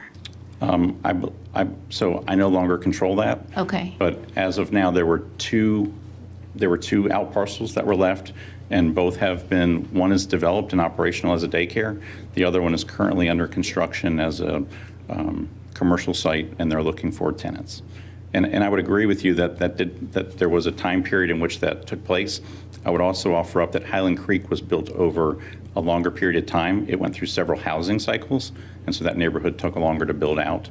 But we want to reserve this commercial space because, yes, we want it to come as fast as it can, but we also want to make sure that if there was a housing or a real estate cycle, that land's been preserved and that it is ready to go so that when those developers come, it's actionable.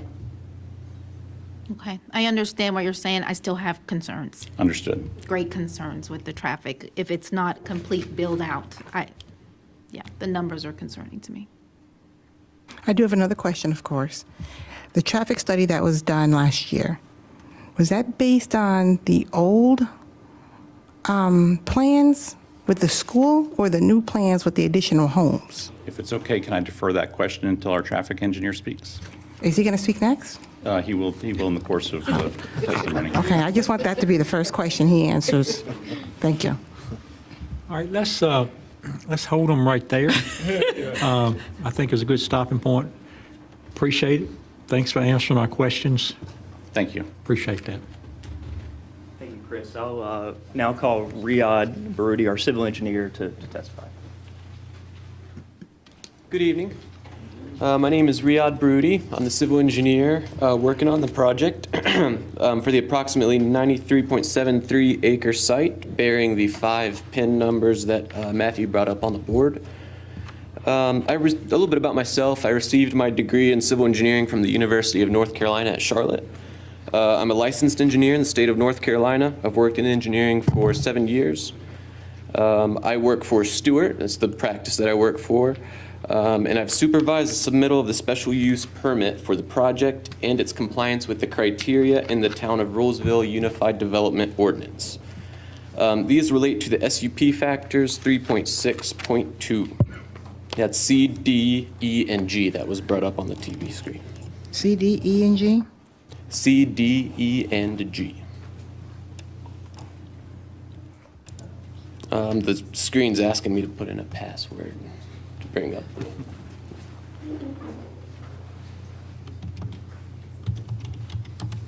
There you go. Thank you, appreciate it. Yes. I was just already in the process of writing. And that's up on the screen now. The project will feature a mix of housing types, including single-family detached homes, rear-loaded townhomes, and front-loaded townhomes, with an overall density of 3.2 dwelling units per acre. I have overseen the layout and design of the planned unit development master plan and interacted with town staff regarding the UDO requirements. Those requirements include open space, buffers, utilities, and access. The site is bordered to the north by Waite Avenue, which has single-family detached homes and farmland. To the south, the previously mentioned Elizabeth Springs neighborhood, and to the east by Averett Road, and to the west by Austin Creek neighborhood. The site's westernmost property line marks the border between Wake Forest and Rolesville town limits, and the character of the area is predominantly residential. The project will feature a residential portion that will be developed and constructed in several phases. The residential portion is shown in yellow that was up on the screen in the Pud Master Plan. The project also preserves the previously mentioned commercial development shown in blue at the corner of Waite and Averett Road. With respect to compliance with the comprehensive plan, the site is designated as medium-density residential on the town's future land use map. The medium-density residential designation includes predominantly single-family detached with portions of duplex, townhomes, or multifamily residential at a density range of 3 to 5 dwelling units per gross acre. And that's under planned unit development or form-based code provisions. You can find that on the comprehensive plan, page 37. The project will feature single-family detached homes and townhouses at an overall gross density of 3.2 dwelling units an acre, and is therefore consistent with the comprehensive plan and the FLUM designation. As shown on the PUD master plan, there are existing streams, wetlands, and riparian buffers throughout the site. In designing the Pud Master Plan, our goal was to preserve as much open space as possible, be respectful to sensitive environmental features by minimizing impervious surface area, and provide an efficient and attractive mix of housing types. The project will feature large riparian buffers, approximately 36 acres of designated open space, and planted streetscapes, all of which are consistent with medium-density residential designation.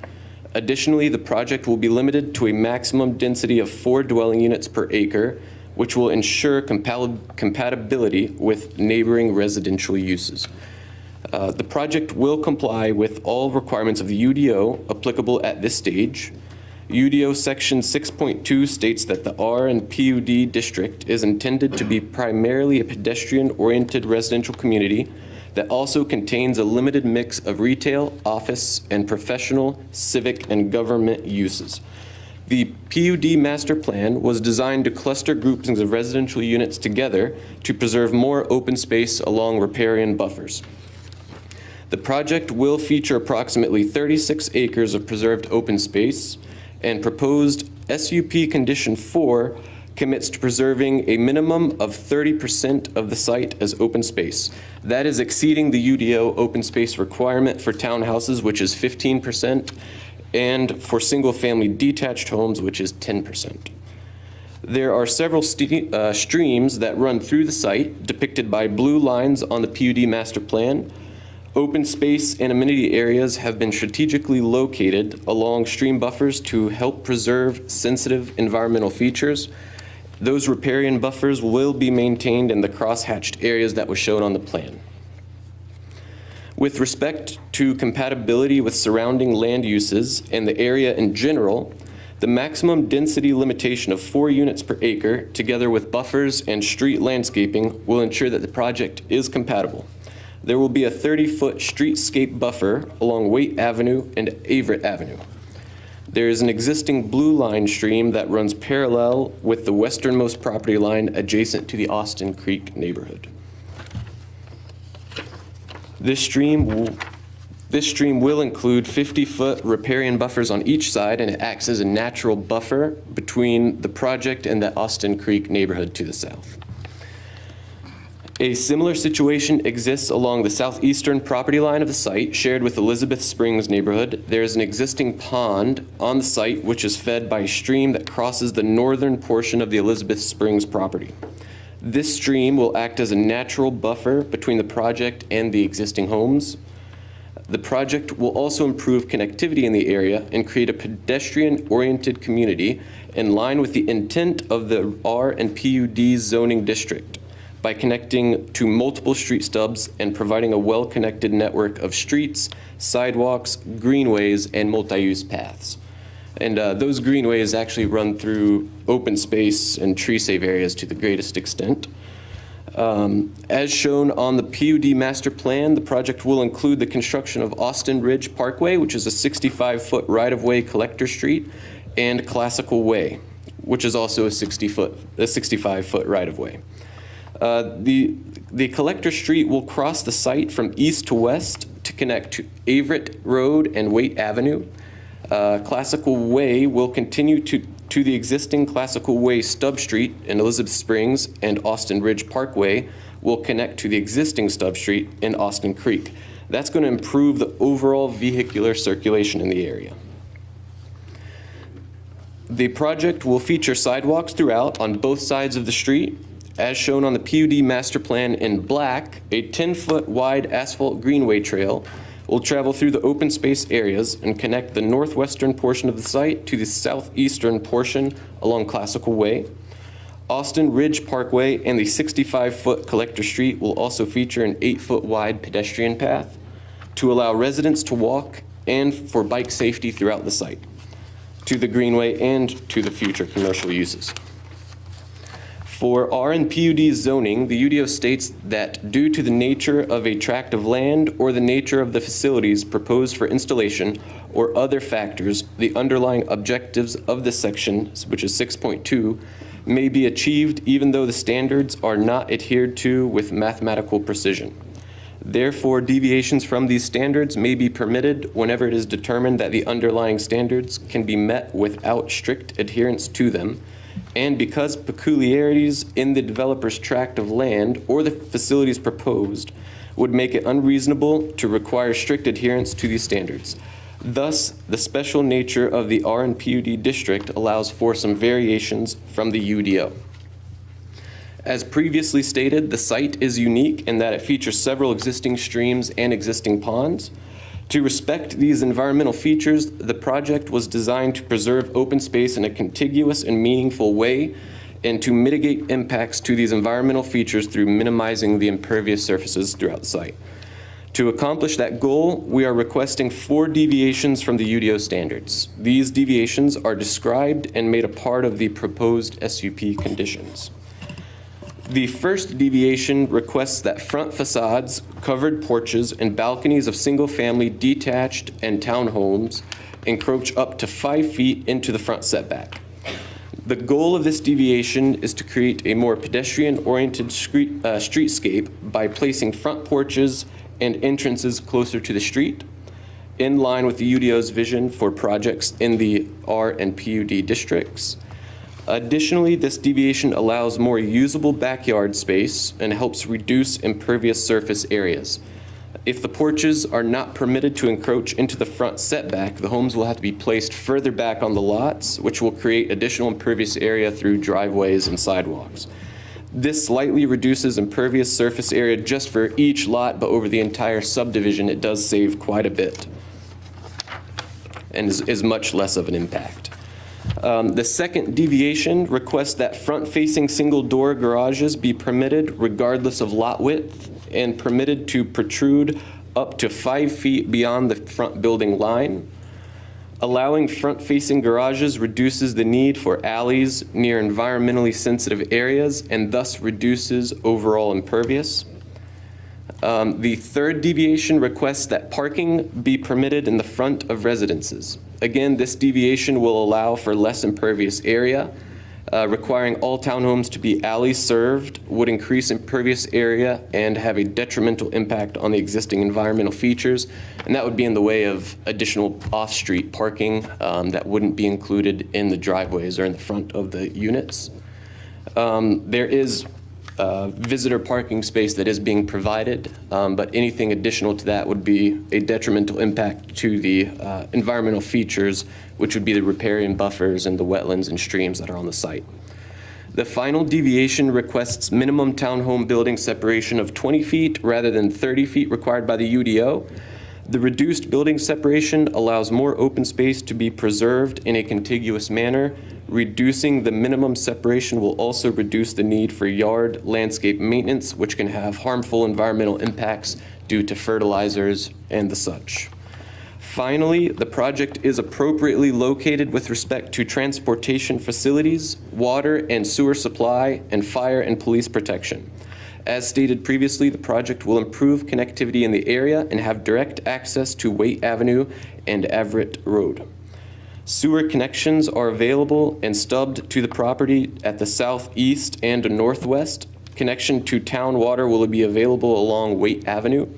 The site is located within 3.5 miles of town fire and police services on North Main Street.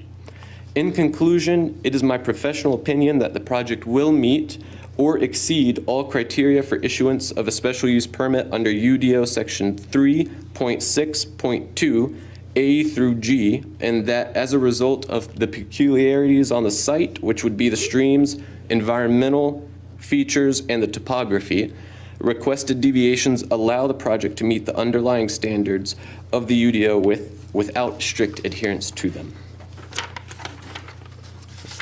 Thank you. Any questions for this witness? So yeah, my question last time was, how wide is an average townhome? So each individual unit, they range from 22 to 26 feet. Average, you can call it 24. Okay. The most common scenario of how those are arranged is in groups of 5, which would be 120 feet total width of the building. And I asked that, I appreciate the open space and the explanation of everything else, but what I see with that is I see 10 feet here, 10 feet here, 10 feet here is another townhouse. 10 feet here, 10 feet here, there's another townhouse. So that's how I see that and how it might be perceived versus preserving open space on that. And the other question I had was there's a road to the very south of this property that stubs into the Elizabeth Springs property. And the map, they're kind of skewed. Is the plan to get those to align? Yes, that's Gemstone Way. Okay, yeah. Yeah, that's, the plan is to align those streets. Okay. Extend it straight. Okay, that's what I'm sure. Okay, thank you. And I think the process you're using, we will see that come back on a site plan Correct. that can verify all that. Yeah. Yes. Alignment and all, because evidently, we're not familiar as much with the drawings that you provided because it doesn't show the individual streets and neighborhoods and locations and stuff. So this is a little bit unique for all of us, I think, but because it doesn't show all the streets, Paul. Well, I got a little one that's in the traffic study. That's the only reason I saw that. It was kind of off a little bit, but it doesn't really, it's hard to read. Any other questions for the witness? Oh, I do. So you're not answering the traffic questions, right? No, he's No, I'll defer to the traffic engineer. Okay, just making sure, I thank wanted you. to ask you about, let me see, Riyadh? Yes. Is that how you say it, Riyadh? I wanted to ask you, how wide are the streets within the community? So there are 15-foot travel lanes. So it's 15 foot and 15 foot, which would make it 30. And then the right-of-way is 65 feet, and that's for the collector roads. The residential local streets will be 11-foot travel lanes on each side and will be much narrower. Gotcha. And those are the ones we don't see. Right. You see the collector ones on the master plan. Those are the 65-foot right-of-way streets. Right, the wider ones. Yeah. And The- how, oh, I'm sorry, go ahead. No, I don't mean to interrupt. Go ahead. How big are the driveways? You talked about the driveways and the encroachment. I want to know how big are they? What size are they in feet? I would have to defer to Pulte Homes on that, but the driveway is typically 20 feet would be what I would recommend. 20 feet? 20 feet in width. In width? And I'm concerned about the length as well. Anybody able to answer that? So the driveway width is usually, it lines up with the garage, and so it would be 16 to 18 feet, and the depth would be a minimum of 20 feet. So it would be, which is 20 feet is larger than most parking spaces, which are 18 feet. So 16 to 18 feet wide, is that what I heard you say? Yes, ma'am. And then depth or length is 20 feet. Yes, ma'am. That is a short, that feels like a short driveway. No? That's the townhouses, correct? That's the townhouses, and then for the single-family detached, that could also be the length on same. those, but that would also be measured from the right-of-way line, which is behind the sidewalk. And so there may be some extra appearance of distance to it because of that. But that is larger than parking spaces. So the single-family homes are one-car garages as well? No, they would be two-car. Okay. One door. They're one-door garages. One door, Okay. yes, That's what ma'am. you're proposing. Correct. And then I do have a question for I think it's for the civil engineer. Thank you for that, for the civil engineer. On the utilities, I think we talked about, and we talked about the commercial and why it was located, where it was located. Can that be altered? Where the commercial, Or where the utilities are going to be? utilities are. So that we have a vision as a board to have more commercial in Roseville. We have the residents to support commercial, right? And so we need more commercial. So I wanted to know more about the utilities and the placement of them, because I heard the gentleman earlier, Christopher, say that it was limited because of where the utilities were starting and where you have the yellow section of the residential versus the commercial in the blue. well, so the utility lines will be public, handed over to the town of Rolesville, and that usually gets installed with the residential. Oh, yeah, there you go, thank you.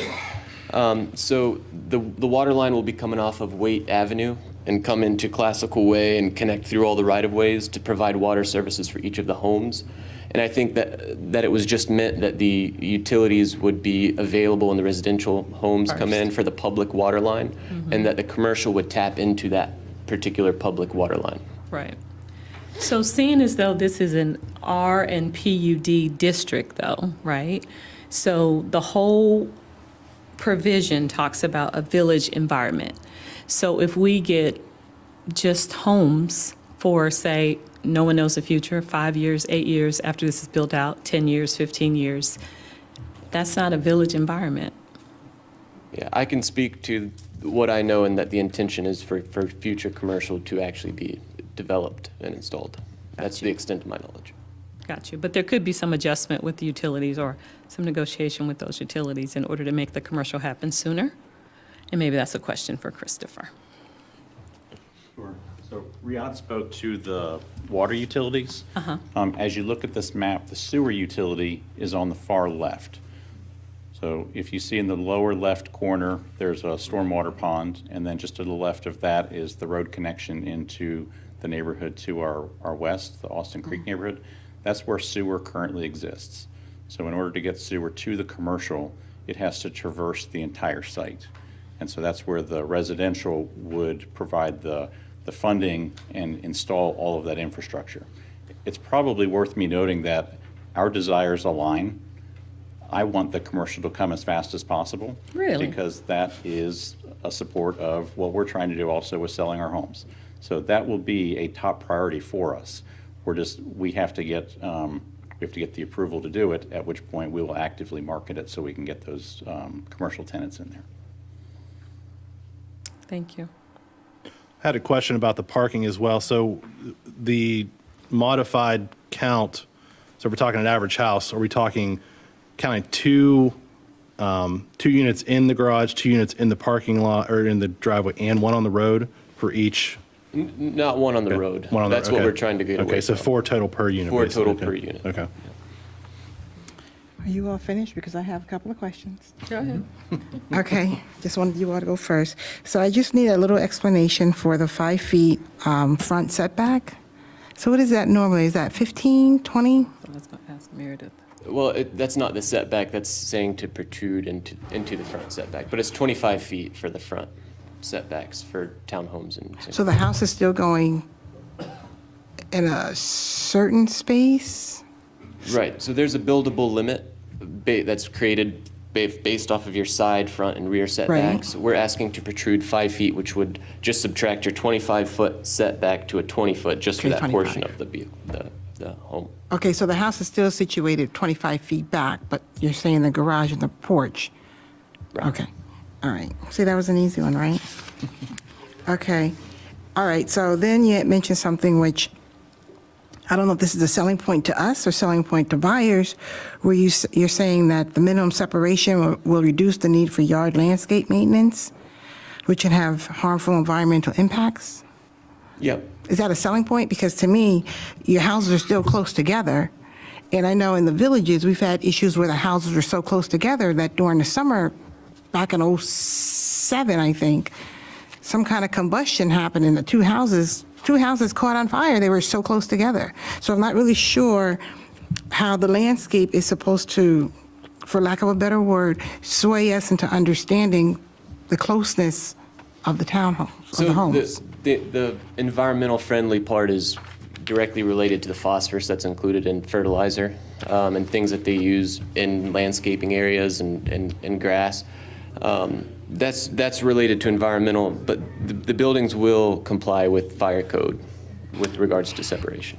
I guess it's just, maybe it's not that important of a point, because I guess for those who use the chemicals you're referring to, maybe they probably don't care, they'll keep using it. But to those who don't, I mean, whether they're 20 feet or 30 feet apart, I'm just not sure how that's a point, at least to me, to justify going in closer. Again, to me, I feel going in closer is to give you more opportunities to pack more in. Well, and it also clusters your development a little bit more, and it just goes back to the whole open space and the stream buffers and wetlands, because that is a serious impact. It is, I agree that is true, but sometimes you just want your space, right? So when I moved here from New York, I was on 3 acres. We moved here, my kids were freaking out. They're like, oh my God, my neighbors are right up on me. So I'm just not really sure how this works, except for what I said, and I won't repeat it because I understand what you all are trying to accomplish here. Let me ask Those this are my only question. 2 questions, so I Let me thank ask you this very question. much. It may or may not add clarity because I don't know the answer to the question. You're using an obsolete code here on the UDO that requires 30 feet between townhomes. What do our existing LDO require? Because, Meredith. are you asking for a variance from what we do today or not? And I think that would clarify all of us a little bit if we know I think so. what our LDO says that distance can be. We've been designing to the UDO because that's what our site fell under. So that's what we're providing a deviation from. Don't know the answer to the LDO question. Fair enough, and we'll get our staff to answer that because that may help us. Yeah, I'd like to know all of they're showing us their requested deviations, Meredith. I'd like to know what our standards are that are there, because I don't have those readily in front of me. And can we leave it at? I do have my LDO, so if you wouldn't mind repeating the question as far as which dimension. Is it 30 feet or 20? And the UDO is 30? For townhome LDO? Yes. separation? Okay, let me pull up, And I would also like to ask, never mind, I'll ask you later. You have one question, Tom. the LDO requires 30 feet between structures. Say that again, I'm So it's sorry. consistent. What was that again, I'm sorry? 30 feet. 30 feet, okay. And the setback is 25 from the street. For the front setback for single-family detached is 15 feet, and the front setback for townhomes is also 15 feet. So these will be set back further than what we minimum require. But we require 30 feet between townhomes, the ones, like A-Team and all, they seem like they're close together, but they may not be. Those were built under the UDO. UDO. So 30 feet between the 30 feet townhome between clusters. structures, yes. So the setbacks would actually be, with the deviations they're asking for, would be, you said it was 15 feet? It would then be just 10 feet for single-family and townhomes. Is that what I heard you just say? I'm not sure I understood that. Would you mind repeating So on it? the deviations, I'm looking at those 4 proposed Yes. conditions, number 1 and 2, front facades and then with the covered porches, et cetera, and then front-facing the garages, they're asking for that 5 feet difference in both, so that would make them both 10 feet setback instead of 15? Oh, no, the 15 is what's in the LDO. Oh, okay, Yes, so gotcha. that's just comparing What's to in the what's in the LDO. UDO? The UDO, the fronts, I will have to grab it off of my seat if you wouldn't mind giving me Okay, one. gotcha. I thought she just. I was thinking you said it was 25. That's what I heard, 25. I heard But it's still 25 saying the house is still going to be sat in the same position, but you're just bumping it out. It's just a bump out. Yeah, For the porch or in the garage? porch in the garage. Which gives you less yard in the front. Correct. So I'm looking at, if you're going downhill, somebody lose control of their car like they do in Raleigh and smash into your house because you're right up on the sidewalk. Are we talking about the townhome section or the single-family detached? I would say both. Both, okay. So for single-family detached residential, the minimum front setback is 10 feet from right-of-way for lots providing on-street parking or rear parking serviced by alleys. All other lots require the minimum of the 25-foot front setback, as Riyadh said. So wait, so that took it from 10 to 5?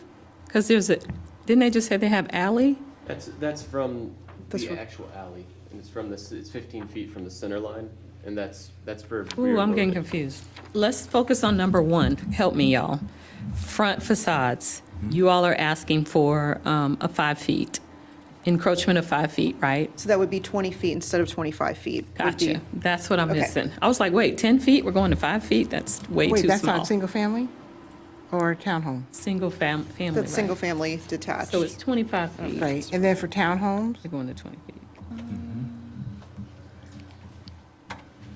was that 15? For townhomes, the RNPUD section states the minimum front setback is 15 feet. Thank you, Meredith. All right, I'm gonna call time right now. And I know everybody's been anxious for the Traffic. day is over there. I'd like to call Matt Peach. All right. The seat must be high. You know, I have the first question. So- You remember it? So this is not your first time. No, sir. No, sir. welcome I back. can introduce myself really quickly. I know y'all have been up here several times. My name's Matt Peach with Stantec Consulting Services. I've been a practicing engineer here in North Carolina for 14 years. I hold a bachelor's degree in civil engineering as well as a master's degree in civil engineering and am a licensed professional engineer. Commissioner Medley, I would love to answer your question first. Okay. So I believe your question was the school included in the traffic study? Yeah. So the answer to that question is yes. It's not included in this plan, but the school traffic, Thales, was at the time, and at least to my knowledge, across the street. So we did include that traffic in the study. Okay, so the additional homes that are included in this development, so there's no study for that, correct? We studied what's being presented here tonight. So the townhomes, the single-family homes, and the commercial aspect. Also, the homes, this plan was part of the study. Was I'm the study asking, was done? the study, when it was done last May, it Yeah. was with the school in place and not the additional homes. Now that the school's not in play anymore, you have additional homes in this development. Was that study based on the additional homes that have now since replaced the school? Yes, we accounted for the additional homes as well as the commercial aspect. If my memory serves, the original study that was done for this site included homes and a Thales Academy. That Thales Academy was then removed, and I think that's part of why we're here tonight. That Thales Academy has gone across the street, which is in Wake Forest, and they're being provided access off of Everett Road. We included their traffic in the study, but I believe what replaced Thales on this site is, and I defer to the applicant, but a mix of residential and commercial. I'm not sure the commercial was included in the first iteration or the prior iteration. So how many homes were included in that? In the Like, how many previous homes- study, Okay, so let me ask this. I only have one question, now I have two. How many homes were included in the first study? I can't remember, versus how many additional in this? I actually don't have that information because we approached this as a brand-new site, so I actually don't have that prior information. Can I ask a question, Matt? I think the question is, was the TIA that you're referencing done based on this plan? Yes, that is correct. So there was a TIA done before with the Thaley site plan, and then there was another TIA done with this plan that you see today. All he's saying is it took Thaley's into account as it would be across Waite Avenue. So it took all of these homes into account. That's correct. Thank you.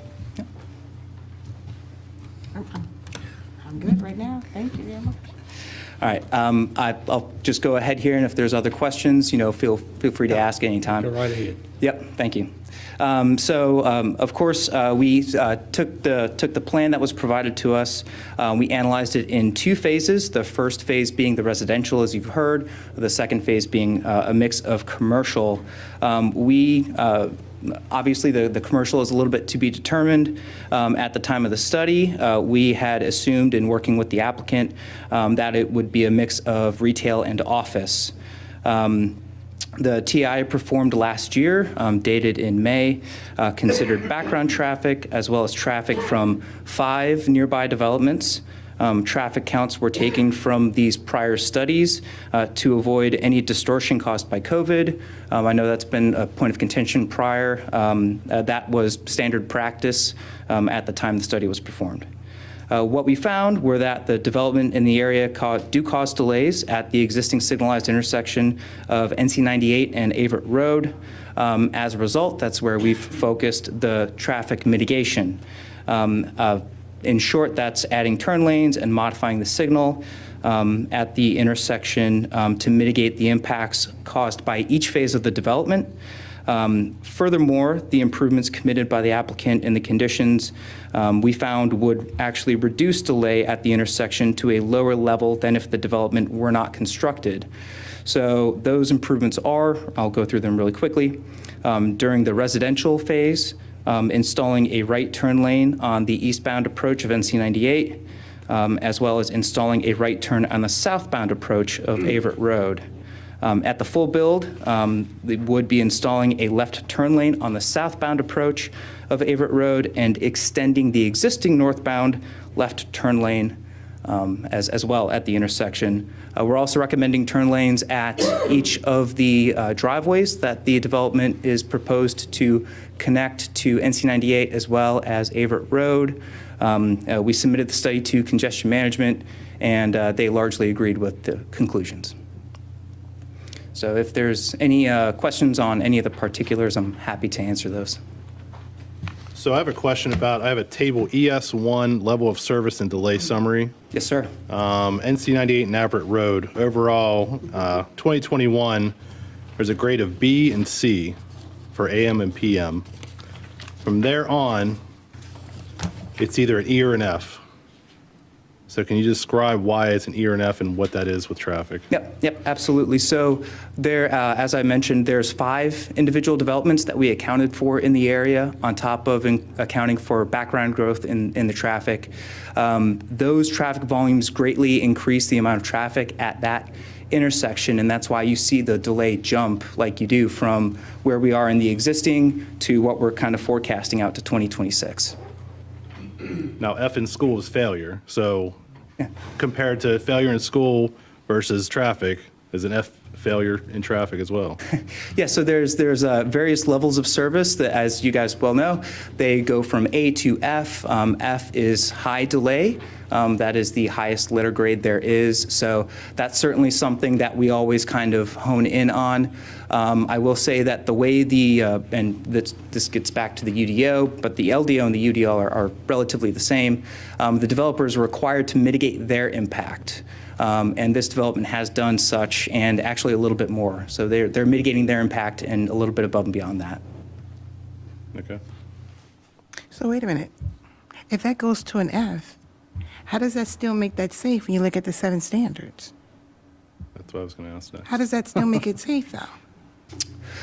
So there's congestion. Congestion does not exactly equal safety. We did do a cursory look at crashes in the area. We did find that there was a run off the road crash on NC 98 within the study area that resulted in an injury. That's obviously just one crash. Let's see. Wasn't there a fatality there like a month ago? There was a fatality on Averett Road near Jones Dairy back in 2015. The crash I was referencing resulted in an injury, according to NCDOT. Maybe I'm a little further down the road, but it was a Roseville High School student. I'm not talking about on 401. Right. I'm talking about that intersection. But I don't know. I guess that would that's still my question. How do you go to an F and still it passes the standards? I know you said congestion is one thing, but congestion causes accidents too. People are antsy. Yeah, certainly. I mean, cars do cause accidents. If, the more cars that you have, that's certainly a concern. But the data does not indicate any safety concerns along the road as it currently is. And like I said, the developer is committing to making improvements, so they're mitigating their impacts at that intersection that we're so concerned about. So wouldn't we see that tonight? What the mitigation is, like what they come up with? Yeah, vote on that? the turn lanes at the signal. We're adding turn lanes to several of the approaches. And that's supposed to bring it back from an F the other way? It still stays an F. It still stays. But it still stays an F? It does, but something. I'm so sorry. The amount of delay that you're seeing at the intersection, they're required to mitigate their impact. So if the development wasn't there, they're required to at least make improvements so that the level of delay at the intersection remains constant with or without the development. In this case, they're going above and beyond, and they're actually reducing delay at the intersection compared to if it's not there. Oh, wait a minute. So reducing delay as if it weren't there. So existing conditions on Averett Road, southbound, has a C of 20, and after full build, it has an F with 2 asterisks, delay of over 300 seconds. So that's 5 minutes. Yeah, so when I'm saying that, what I'm referencing is the comparison of the no build to the build with improvements columns. I know there's several on there. So in this case, if we look at the residential, you would go in the AM peak hour, the overall intersection level of delay without the development is 169 seconds. In the AM peak hour. With the development, that reduces down to 116. So yes, it does remain enough. Yes, it's long delays, but it's substantially less than if the development was not in place. And what causes that improvement? Additional lanes or something, or what? Correct, yeah, the additional lanes, the addition of right turn lanes and left turn lanes, that allows us to move more traffic at once. It's simply a bigger pipe. Can you tell me what no build is? I know it sounds really simple. Can you explain it for me? Yeah, that's us trying to say, what is traffic going to look like in the future when this development is going to be completed, only without the development if it were to never happen. So no build means that this development. So it never was built, you're saying? Correct, I yes. gotcha. Yep. Okay. I thought it meant you were clearing the dirt, but nothing was built yet. No, ma'am. So I just wanted to clarify. Thank you for that. Yes, there's Fs with no bill. Yeah. So, can you ever get the numbers to go the other way? Is there Like enough? A's and B's. So I think I think the way I would like to answer that question is that, if you go a few miles to the west on NC 98, there's a reason that it's 4 lanes, right? That traffic is still going somewhere. It's still traveling on NC 98. That would just be above and beyond what we would ask a developer to mitigate. But for safety reason, does above and beyond really count at this moment? Yeah, and I understand your concern. The data doesn't show that the road is unsafe. Thank you. Yeah, I think my biggest question is, number 6, it says proposed development and/or use will not cause undue traffic congestion or create a traffic hazard. I understand that they're trying to mitigate the congestion, but still, I don't know. I don't see any change. Like that's the biggest thing. Yeah, you're not going from an F to a C or an F to a B. Right. You're staying straight level, and it's just changing the Couple of seconds. the couple seconds. Yeah, the key phrase in there is undue, right? So is the delay due to the development? Do they mitigate that delay? The answer is yes.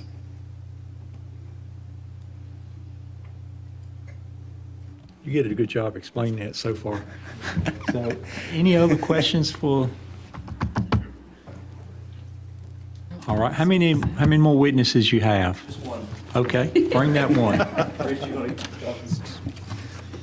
We've been going 2 hours now, so. I'll be as brief as you let me. Okay. Hi, my name's Rich Kirkland Appraisals. Gosh, my glasses are, allergies are really getting to me tonight. I'm sorry. I'm a commercial appraiser. I've been working in the Triangle area for 25 plus years now. I've got an MAI through the Appraisal Institute. I regularly appraise subdivisions as part of my regular work. Was asked to just address whether or not the proposed project as presented would have any negative impacts on adjoining property values. Looking at the surrounding properties, I was really focused in looking to the west, looking over at the villages over there, and it's a subdivision with a mix of townhomes and single-family housing. There's some HOA land along that creek that's separated. And the reason I focused on that place in particular is because that's where the townhomes would be adjoining existing single-family houses along Longmont. The closest townhome pad that I saw was going to be just over 200 feet from the nearest home. So there's significant separation and retained wooded areas along that creek to maintain a screen between the townhomes and those single-family housing. And again, townhomes and single-family housing are in the villages next door to the west. So again, it's a very consistent use. To the south, Elizabeth Springs. I just to clarify, you're saying the villages, and I happen to live in the village, so I'm getting. Sorry, I apologize. The villages of Austin Creek, is that? Okay. Sorry, I was just shorthanding. I apologize. And then Elizabeth Springs to the south is another single-family townhome mixed community where they've got townhomes on the southern side of that project. All the townhome project that they're looking to put in would not be adjoining any of that Elizabeth Springs. It's all single-family housing would be adjoining the Elizabeth Springs section. So again, there's two sections of townhome that they're looking at doing, and one's going to be very central, closer to the commercial area, and the others are there towards the villages at Austin Creek. So again, the setbacks are sufficient to protect property values. We've looked at a number of developments in the general area. We looked at Sienna Drive townhomes over near Wake Forest. This is off 98. Looked at townhome sales right there on that Sienna Drive development, and looked at a home sale that would join those. Showed that when we compare that home sale that adjoined the townhomes to similar houses in the area, they sold for basically the same price per square foot, same price, regardless of which one was next to the townhome and which one was not. We've seen a lot of that around. I also looked at Heath Ridge Village. I looked at Grove 98, which is actually is under construction or under development there off of 98 as well. It's going to have a mix of townhomes and condos next to single-family housing, and those units again we're going to have 4-story condo units adjoining the single-family housing to the south. Identified Falls River community. It's in the impact analysis. There's a number of different townhome communities within that mixed-use community. And again, just showing that this is a very common mix, especially in these days, where most of the subdivision developers going out are including townhome components within their developments, partly just trying to get more affordable housing, but also trying to get more of a mix of, like was discussed earlier, a mix of uses out there so you can really have a faster absorption. When you have one product type, you can only sell to one market. When you have 2 or 3 product types, you can sell to 2 or 3 simultaneously in the same area, and you'll sell out that subdivision faster. So it's my professional opinion that this project as proposed, the mix of units is consistent with those around it. It would have no impact on the adjoining property values. It's consistent. It's also consistent with a comprehensive plan for town of Rolesville. It's got a similar density yield for your medium density residential. So I'd be happy to go into greater detail or answer any questions. Good job. Thank you very much. Thanks, Rich. So I just want to touch on one point, the discussion about the commercial area. So commercial development is really market-driven. And so right now, without this PUD, a commercial developer could come along and locate this site as a commercial site and build office or something else. So to our knowledge, that hasn't happened. And so that kind of baseline isn't going to change with this master plan approval. If anything, it's going to improve the marketability of the commercial area because it'll be ready to build. So instead of a commercial developer coming in and seeing a raw land site, and having to implement utilities and everything else, they have a ready to build pad there. And so, oftentimes when you see developments where the commercial's not built, it's not because of the residential, it's because the market is not supporting it. And so I just wanted to add that. Okay. And then, I'll summarize briefly the evidence you heard. Before you do that, are you getting into your closing argument? I am, yep. Okay, let's take a step back Okay. first. Is there anybody in attendance that is in opposition that would like to add some evidence at this moment? Anybody in opposition? This is your time. Well, I have an opposition to what you just said. Yeah, okay. You said in your personal opinion. Did I say opinion? I'm I sorry. thought you said Oh, how commercial's driven. Like, are you a commercial developer? Are you? No, I didn't say, if I said my opinion, that was a mistake. No, but I've worked on, a lot of. I know what you said. You said the ones where you see commercial has not come, they're market driven. So Right. Are you a commercial developer? in some No, I'm not, but I work with a lot of commercial developers, and, what we've seen is, those properties are often for sale. That's an opinion, right? So you're not a commercial developer.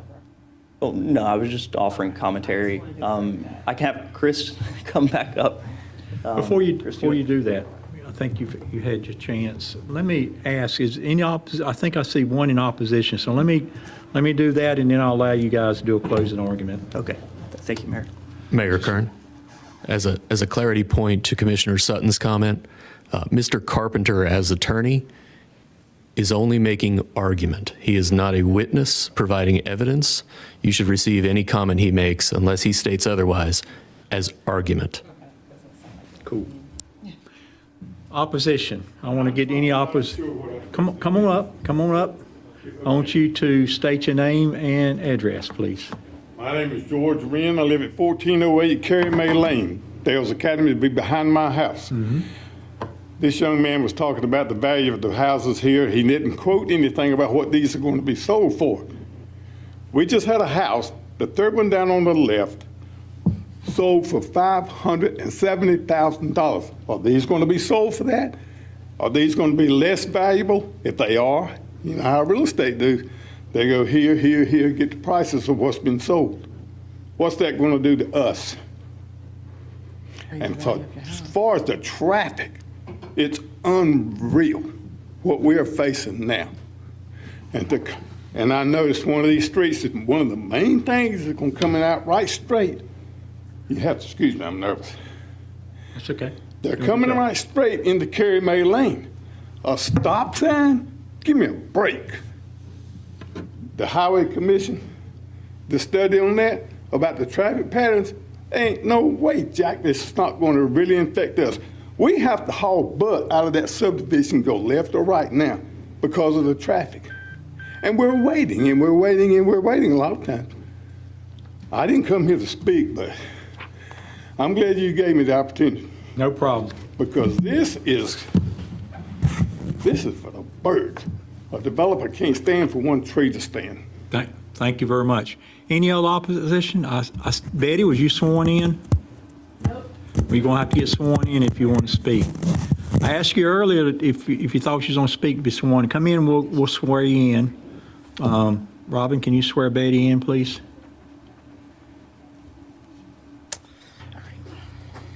Well done, give you time. Do you swear or affirm that the testimony you're about to give in this evidentiary hearing is the truth, and nothing but the truth, so help you God? I do. Thank you, Betty. I live at 524 Averett Road. The name is Betty Freeman. I've lived there off and on all my life. And the traffic on Averett Road now is appalling. And you're talking about building 200 and some more houses, plus the houses they built on the other side of 98. Traffic there is awful now. So how do you propose we're going to get out of our homes to go to work?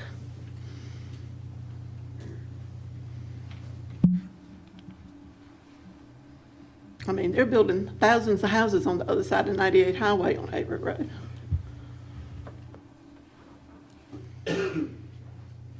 Or they're already built.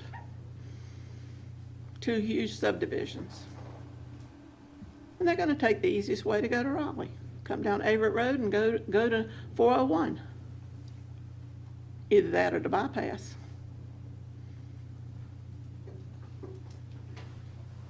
Thank you, Betty. Anything else? Nope, that's it. Okay, appreciate that. I forgot one thing. Could I just make one statement? Sure. Come, you got to step back up. I'm going to make you step back up so we can get it in record.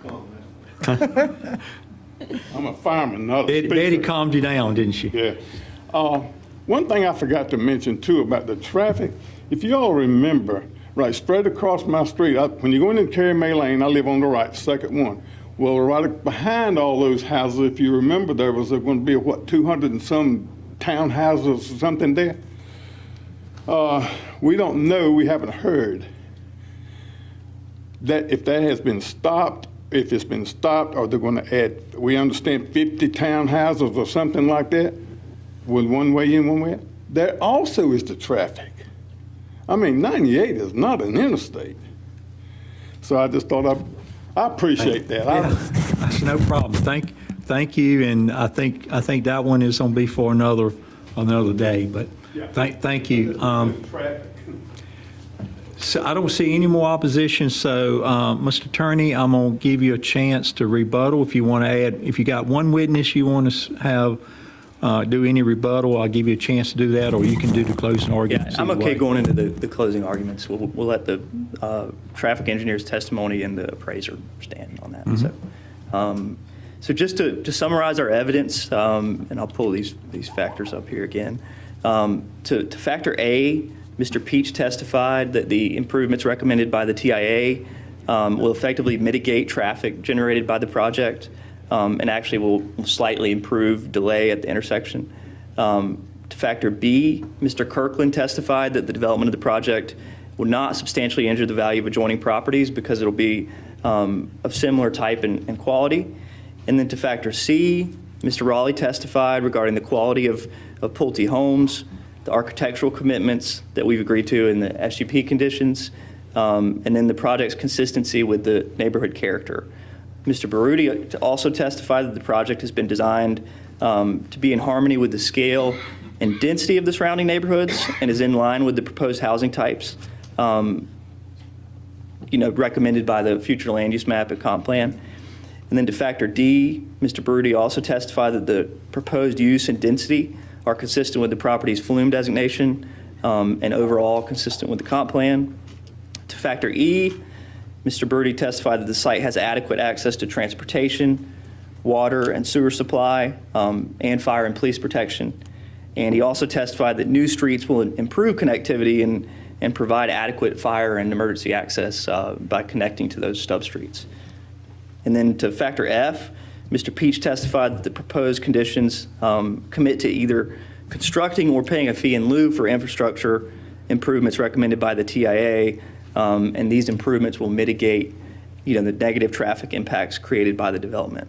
And then to factor G, Mr. Baruti testified that the project will conform to all applicable UDO requirements, other than those specific deviations we requested, the 4, which he justified based on the site design. And so with that, thank you all for your time and attention. I know it's been a long one. And, I'll add that if the board feels it's necessary to, receive some more information before making a decision, we're open to keeping the hearing open to the next meeting too. So, thank you. Appreciate that offer. Okay, Meredith, any comments before I close the hearing? No more comments. Certainly available for questions. Mr. Mayor, in a quick review of the affidavit of Mr. Kirkland and his testimony, it does not appear that Mr. Kirkland's appraisal, at least on its face, makes any assessment of the commercial areas, only the residential uses.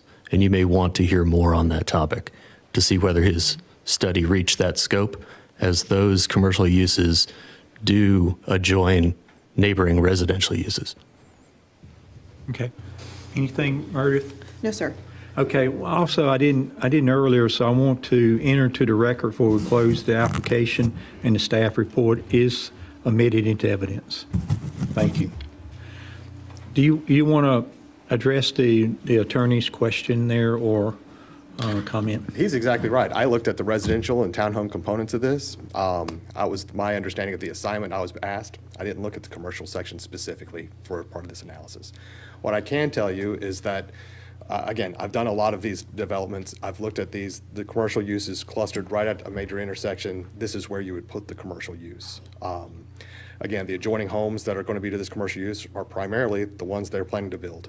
So it would be my professional opinion based on that this would be sufficient and compatible with the uses around that area. Sounds good. Thank you.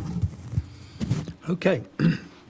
All right, before I close this evidentiary hearing, I will ask the board, is there any other information you need? We had an offer by the applicant that we could keep it open. If you feel like you can make a decision, I want to close the public hearing, and once I close it, we'll have to deliberate among yourselves and make a decision. On whether or not we should close it, or? Yeah, everybody, I guess I'm asking, is majority of you ready to make a decision? I have one question regarding that table again, that ES-1, I'd like to ask. On here it shows the 2026 no build, which you described on that, but on the other side of that chart, it says 2026 full build. So what is the difference between the full build and the full build improved?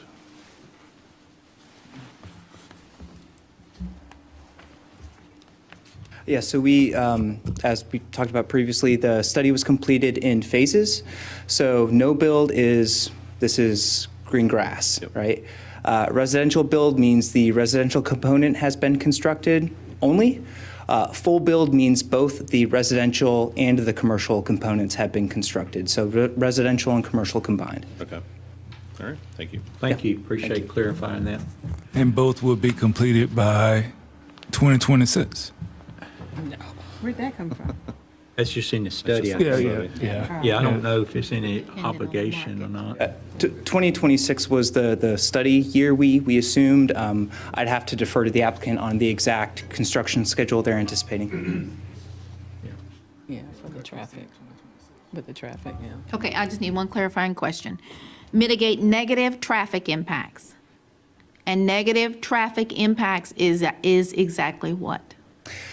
So the development with the mitigation as proposed Yes. would reduce delay at the intersection of NC 98 and Averett Road to a level of shorter delay, lesser delay than if the development was not constructed.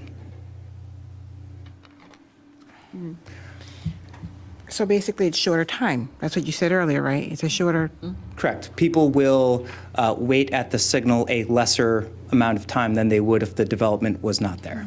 So that's my question too, because on the 2026 no build PM, it's an F-162.3, and a full build out is 181.3. So you're causing more traffic there, more congestion with the full build versus the no build. Even on the 98 southbound, we're waiting 5 minutes instead of, that's longer too. Yeah. So I don't see at that one intersection that we've talked about, that you've talked about quite a bit, Averett and 98, I don't see where traffic is being, any negative traffic impacts are being mitigated there. I understand if it's not built at all, I understand that, but I do see increased numbers. Yeah. So let's see. So if we're to compare the no build to the, to the residential build improved, right? We are going from I wonder. Even on Carrie May and those two, they're waiting over 5 minutes. Is there a good way for me to illustrate the table to the board? With the traffic study? It's on page 54 of our. Yeah, it's. I don't have it digitally here. Is it in the packet? It would be in their packet. Could we pull the packet? We don't have the packet digitally? Okay, apologies. I was hoping to bring it up on the monitor to show everybody. I could go to the town website and pull it up. Okay, sure. I just want to say, as an example, when I first moved here, and I know that the traffic is different, the population is different, I could get through, I'm not confessing anything, Chief, but I could get through that light over on Main Street and Redford Place. I mean, there was hardly no wait time, and if you, under the light, but my point in saying that is, it was a very short wait. And then when all this construction started happening, I swear one day I sat at that light for like 8 minutes. So that makes a big difference because now people are thinking, I'm going to cut through the Food Lion parking lot, or I'm going to cut through any other parking lot that I can. So when we see the numbers here are changing, people are going to try to find a way. They're going to be riding on the curb, you know, what do you call that? On the outside of the road, what is that, the curb of the road? They're going to be doing whatever they're going to be speeding through that light. I would never do it again. They're going to be doing a lot of things. So this doesn't help that you're saying it's mitigating by a couple of seconds, because in reality to us, it's still going to be a lot of minutes. No, yeah, and 8 minutes is very concerning, so I'm very sorry to hear that. I guess, you know. I timed it, I'm not even exaggerating. It was quick at one time, and then it turned into something of insanity, waiting for the light. And I know that doesn't all fall on this development, because there's so many developments taking place. So we're not just thinking of yours, or should I say I'm not. I'm thinking about all the other developments that are already in process, that are already building, or those that are still going to come after you. So this is not helping. And there was a fatality last month on 98. So it's... If it were last month, I would not have Right. recent of Right. data from NCDOT. So thank you for bringing that up. I was not aware of that. So that's the part that scares me, because you're saying that's what they're doing to mitigate it. But to me, it just doesn't seem like it's enough. But I don't know how they would get enough to make it, you know, a little bit more comforting to those who are living through it already. I'm ready. I have all I need right now. Thank you for that. Sure. That's going to be helpful. Mine keeps stopping.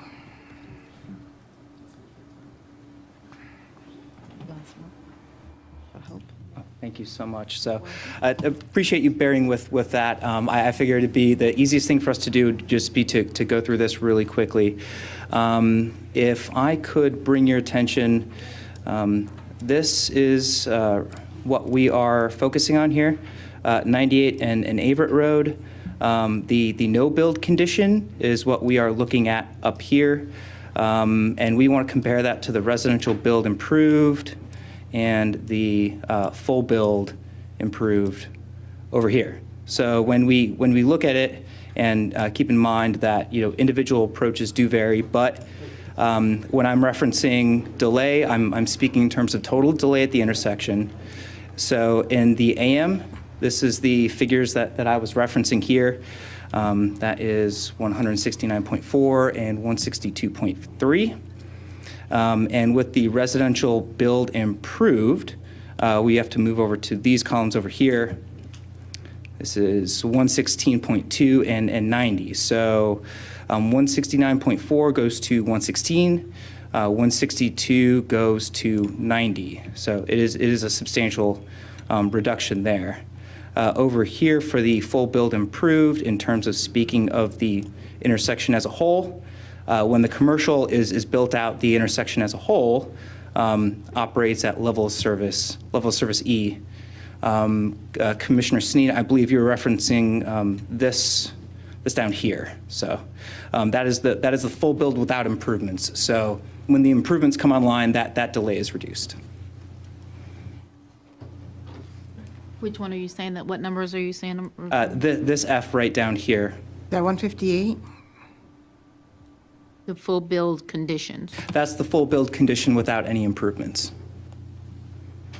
Oh, it So- didn't say that on the paper. So yeah, imagine the development were to come in and they were to not install the turn lanes as we were recommending. Yeah, the lesson to this exercise is you've got too much information on this.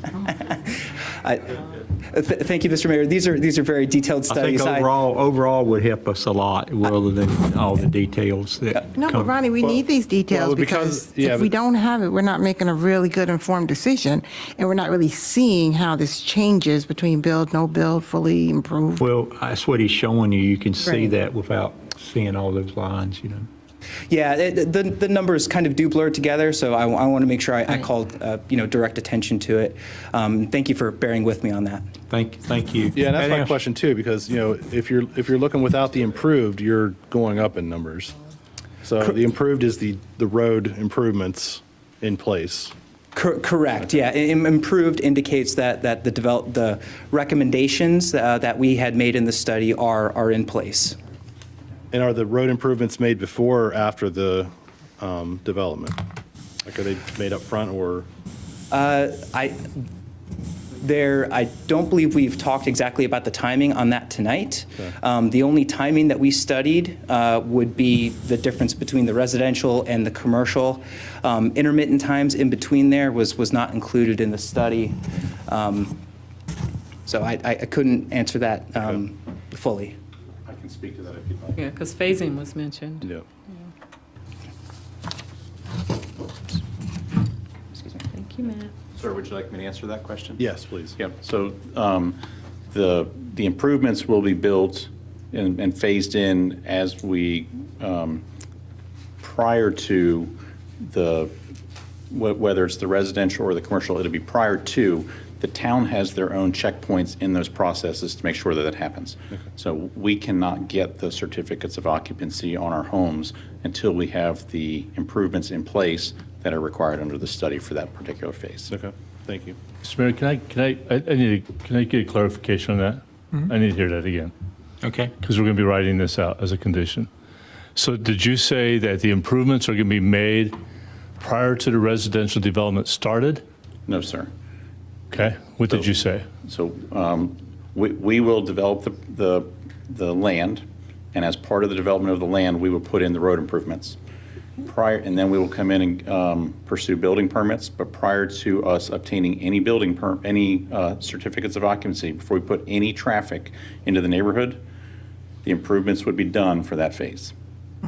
So building permits, so just the order would be building permits would be pulled, but before COs, you would have your road conditions completed. Yes, sir, and that's all based off of the town's processes. So the town is the one who's holding us accountable to not let us move further than we should until those. I just wanted to verify that we had it clear.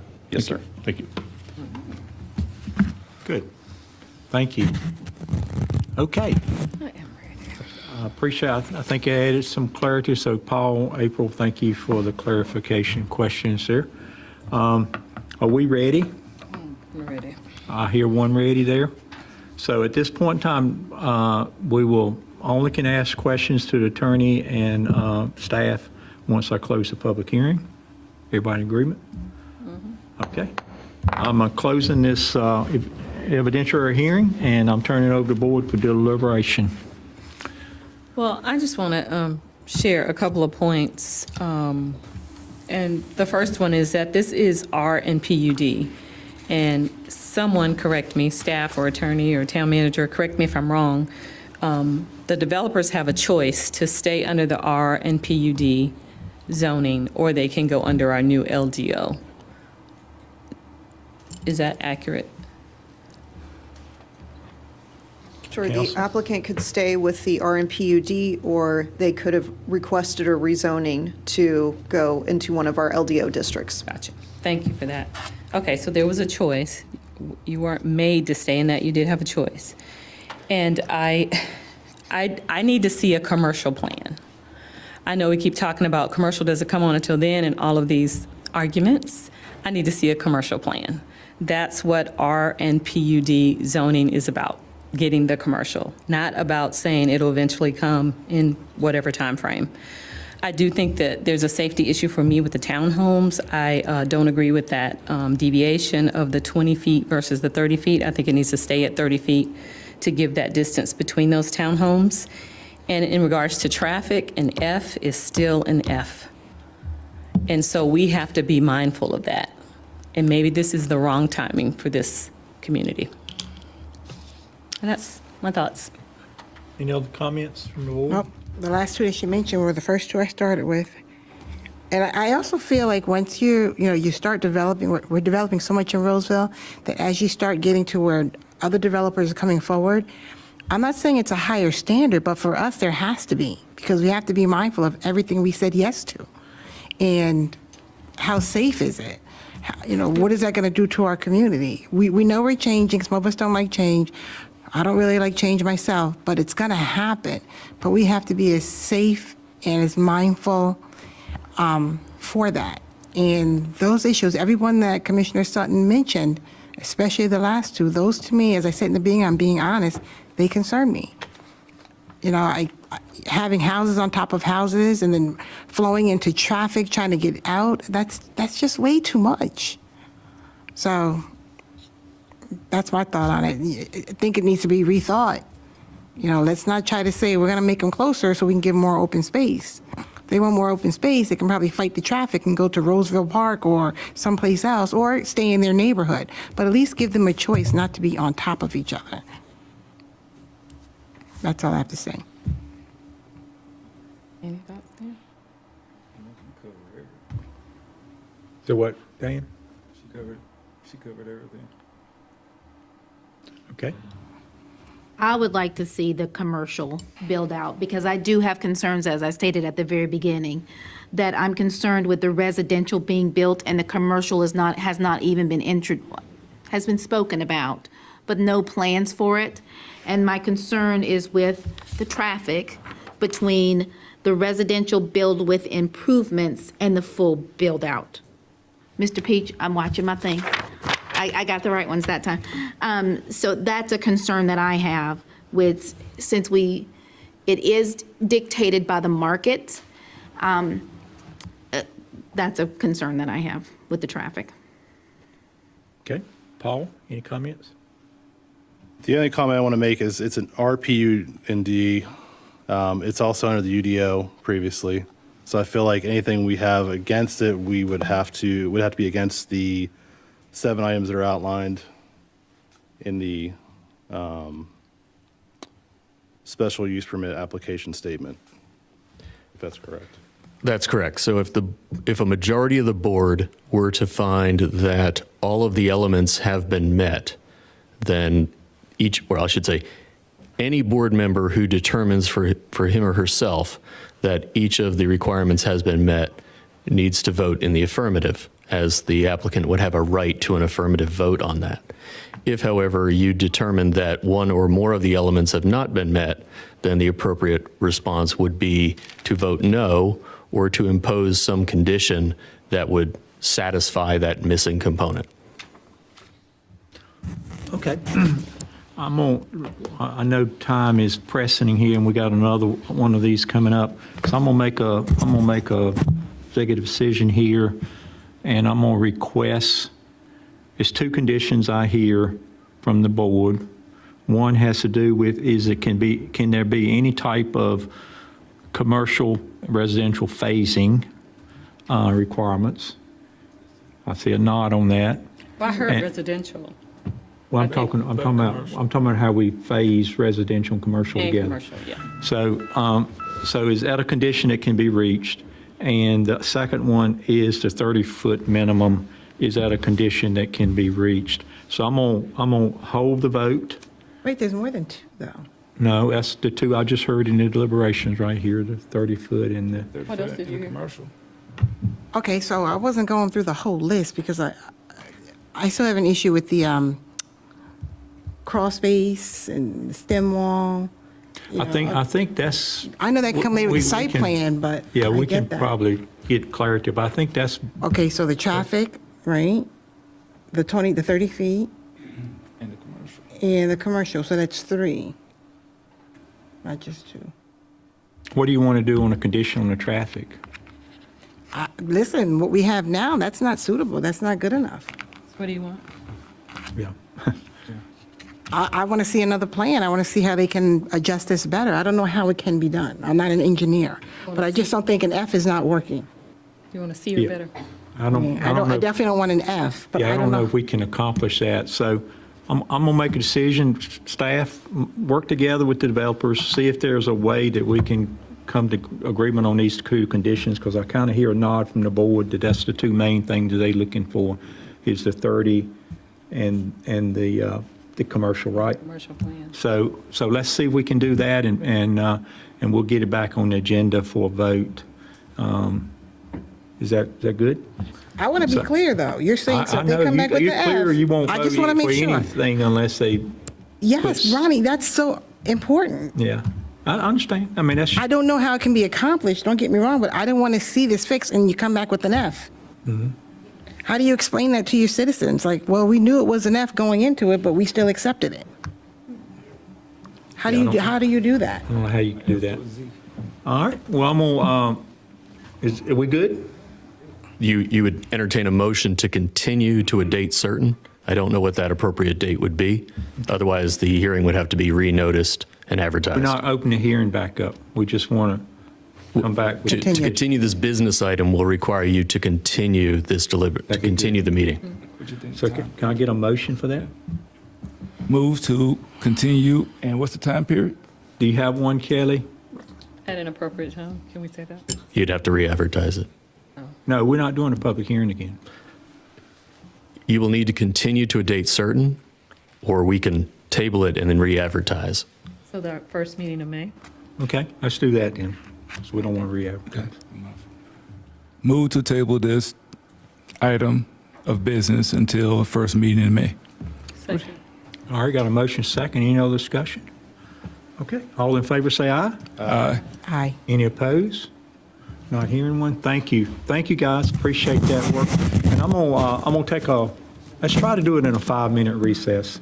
And we'll come back and hear the other hearing at that point in time. So thank you. Appreciate it, board. We are in recess. Chief, you stood up like an old man. I'm just saying. I know what I saw. Oh, that's right.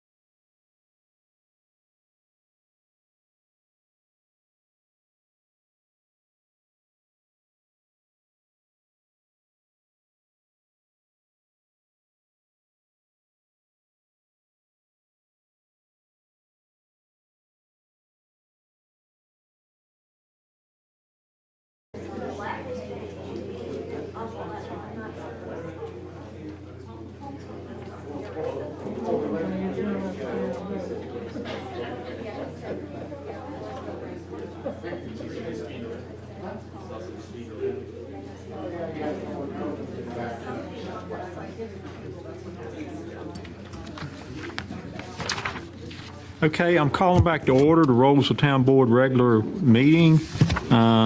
We are on item C2, and we will have an evidentiary hearing for PR 21-02 Roseville Crossing. At this time, I will ask the attorney, if he would, to deliver the procedural statement, and we went through that already, so if you could abbreviate that, that'd be fine. With the board's permission, because I do believe all the parties were present during the first reading of the statement, we would just do the voir dire questions. Okay. I'm okay with that. No objection? Is any member predisposed to vote a particular way on this matter such that his or her opinion is fixed and the evidence presented during this hearing is not likely to influence his or her decision? No. Has any member discussed this matter with proponents, opponents, or others? No. No, sir. Does any member have a close familial, business, or other associational relationship with the applicant or an aggrieved party? No. Does any member have a financial interest in the outcome of this matter? No. While not a conflict of interest, specialized knowledge of members should be disclosed. Does any member have particular knowledge or expertise regarding the site or the subject matter of this hearing? No. Has any member made a site visit? No. No. No. Is there any objection by a member of the board or by a party to the participation of any member in this hearing? Seeing none, I back will to you, sir. state for the record, Dave, we are familiar with it because it's been to us before. That is a fair So we are familiar with it. fair point. From that standpoint, we made a judgment on it before. So explain real quick, Meredith, what step are we on with this one? We are at the preliminary subdivision plat. And I do have a slide coming up that will take us through the development history, so that will help us That's what we orient want to do where then. we are. Before you do that, I will ask the clerk to, anybody here that's going to speak, if you would, stand up, probably where you're at will be fine, and get you sworn in. The ones that have been sworn in, they have to stand up again if they want to speak at this one? Yes, sir. They do? Yep. Betty, stand up if you think you may want to speak, so we at least get you guys. All right, well, sounds good. Anybody else, be sure you stand up if you feel like you need to speak, so thank you. Do you swear or affirm that the testimony you're about to give in this evidentiary hearing is the truth, the whole truth, and nothing but the truth, so help you God? Thank you. Appreciate that. So at this time, I will open the evidentiary hearing, and I'll call on staff for a report. Thank you, Mayor. This is the preliminary subdivision plat for Rolesville Crossing. This project was formerly known as the Hopper Communities and the Wheeler Tract, in case those names ring a bell. The subdivision plat is for 297 lots, 177 single-family lots and 120 townhome lots, with the density being 3.28 units per acre. And based on the application timing, the review is under the Unified Development Ordinance. So the 91.39 acre subject properties are located between Roseville Road and Mitchell Mill Road. So you can see the subject parcels do have frontage, a bit of frontage on Roseville Road and also some frontage on Mitchell Mill Road. Is across the street from the Kalis Falls development, as well as Preserve at Moody Farm and Tucker Wilkins, two recently approved map amendment rezoning cases. This is the development history slide I mentioned a moment ago. So in November 2020, a rezoning request or map amendment to have the initial zoning be residential 3 conditional district was approved. And then this application for the preliminary subdivision plat was submitted in February 2021. And here we are tonight for the evidentiary hearing.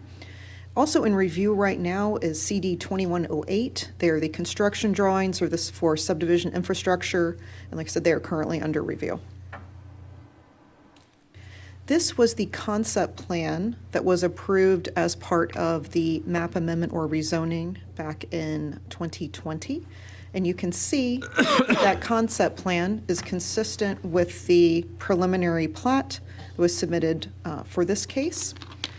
In addition to the plat, a phasing plan was included, and this one you can see a bit better with the color on it. Phase 1 is shown in watermelon, and Phase 2 is shown in the tangerine color. As I mentioned, it's 297 lots, and let me double check my number on that.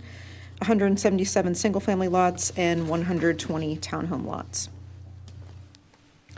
As per the future land use map and our comprehensive plan, the future land use designation is medium-density residential. As we mentioned before, medium-density residential is predominantly single-family housing, detached housing, and it may also include townhomes and some multifamily and duplexes. And the density range for medium density is 3 to 5 units per acre. So the density with this proposed plat is consistent with medium-density residential.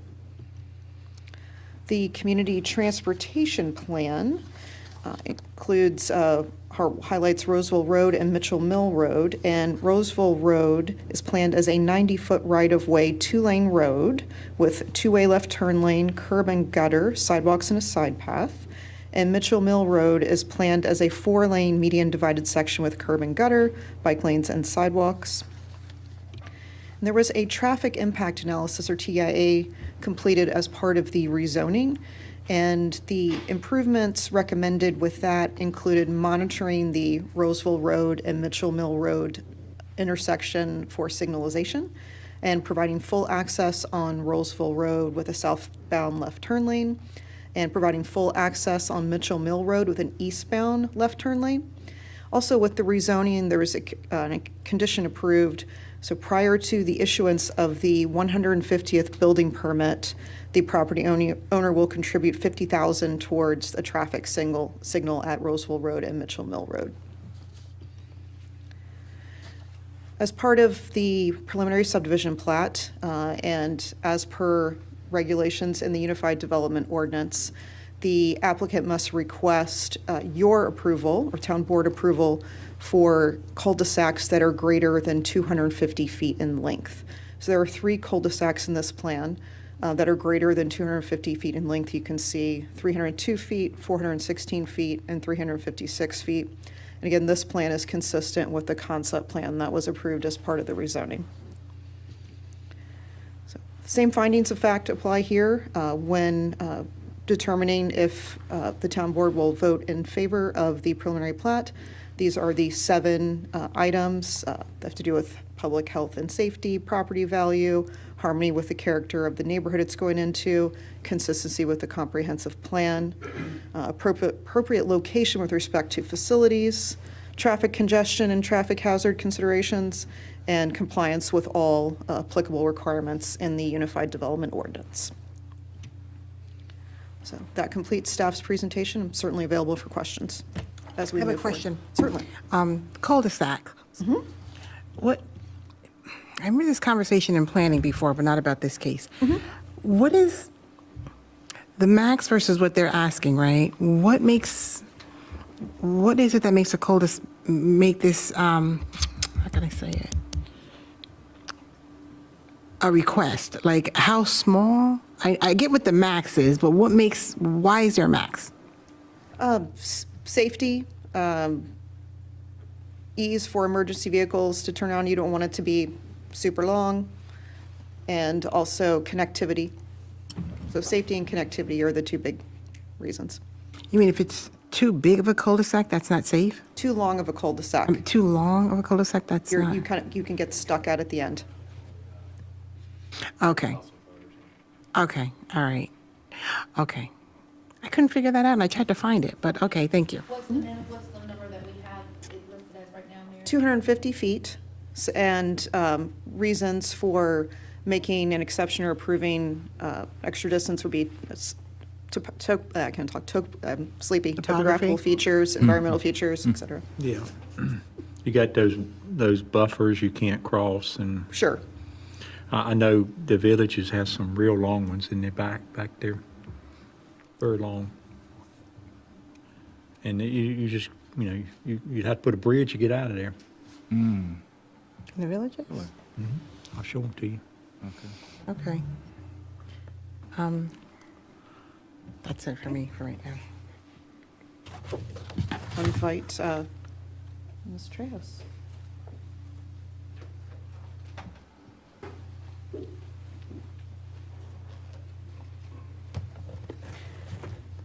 Mr. Mayor and Commissioners, my name is Beth Trejos. I'm an attorney with Nelson Mullins. I'm here tonight on behalf of Hopper Communities in regard to Rolesville Crossing. And because y'all have seen this project, we spent considerable time on this project in the zoning at the end of 2020. We're going to try to be efficient with your time and move through our evidence more quickly than the last case.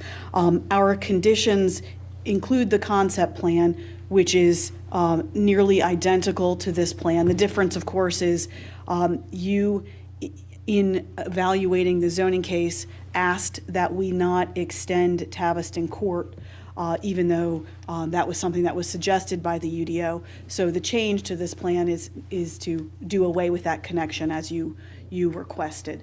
Otherwise, this is identical to the concept plan, including the cul-de-sac lengths that are shown to you. This is exactly what you approved and made a condition of the zoning. You also included in the zoning conditions that address things like architectural requirements, buffers, recreational amenities, and greenways. We have spent quite a lot of time on that. The connection, I was thinking we required it to be to the property line or something. It just won't connect it. Is that right? No, sir. The condition was that no connection be made, so that we do away with it entirely. And I can read you. Let me find the language here. So where is that up there? Let me try to here. So this is Taviston Court, and so there was originally a connection, and you asked us not to make it. So we widened the lot there so that there would be no street connection. I thought we asked for the right-of-way, though. No, actually, the decision was that it not be provided, and it is a condition, no extension of Taviston Court. In addition, the Board of Commissioners has determined that the extension of Taviston Court, including the dedication or preservation of right-of-way for a future extension of Taviston Court into the subject property, is undesirable, does not serve the public interest, and shall be prohibited. So that's a condition of our zoning. So that was your instruction to us. You remember that? At that time. Who else has notes of that? I'm just trying to remember because now I feel like I'm in a fog. I'm sorry. I know a lot of people probably stayed up late last night, and now my phone is telling me it's bedtime. So, I'm sorry we're here so late. But yes, ma'am, that is a condition that was incorporated into our case at your request, and it's on file as a part of the signed zoning conditions for this application. I do have a question real quick too. Did this also have something to do with sidewalks in the cul-de-sacs? I don't remember an issue with sidewalks in the cul-de-sacs. Okay, it was a different one. Thank you. Sorry. Okay. So we brought some experts tonight, and I'm going to bring them forward to talk to you about the required findings, just as they did in the last case. And I will start with our civil engineer, Patrick Barbeau, and I'll ask Patrick to come forward and talk with you about this project. And if it's all right, I'll just stay right here for efficiency. Good evening, Mr. Mayor and Commissioners. My name is Patrick Barbeau. I'm a Senior Project Manager at the Timmons Group. I have a Bachelor's of Science in Civil Engineering. I started engineering in '95. I've been licensed for a little over 20 years professionally. I was the engineer involved in the rezoning of the site. I developed the concept plan and have been involved throughout the site plan to this date. And so I would tender Mr. Barbeau to you as an expert in civil engineering. Yeah. As Meredith mentioned, the site is in compliance with the 2017 comprehensive plan. We're a mix of single family and townhomes. The comprehensive plan says you have a density between 3 and 5 units per acre. We're on the low end of that at 3.28 units per acre.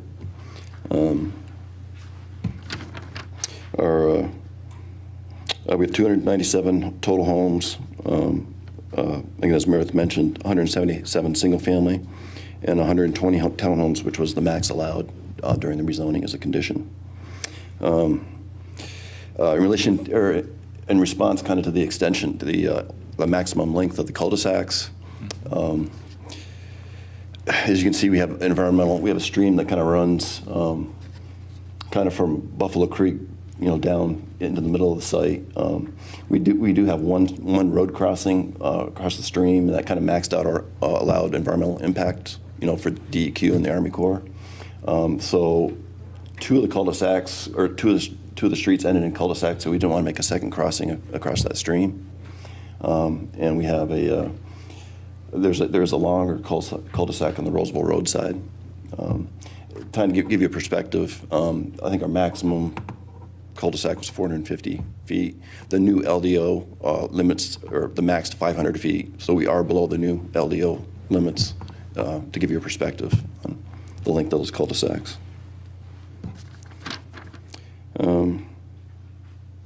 The homes are in harmony with the community. We have single-family homes on varying lot sizes, which are commonly found in close proximity to each other. The site has been designed so the single-family homes are up against the adjacent single-family homes. The neighbors and the townhomes are centralized kind of in the center of the site. There is sufficient water and sewer supply to the site, fire and police protection and transportation facilities to serve the proposed homes.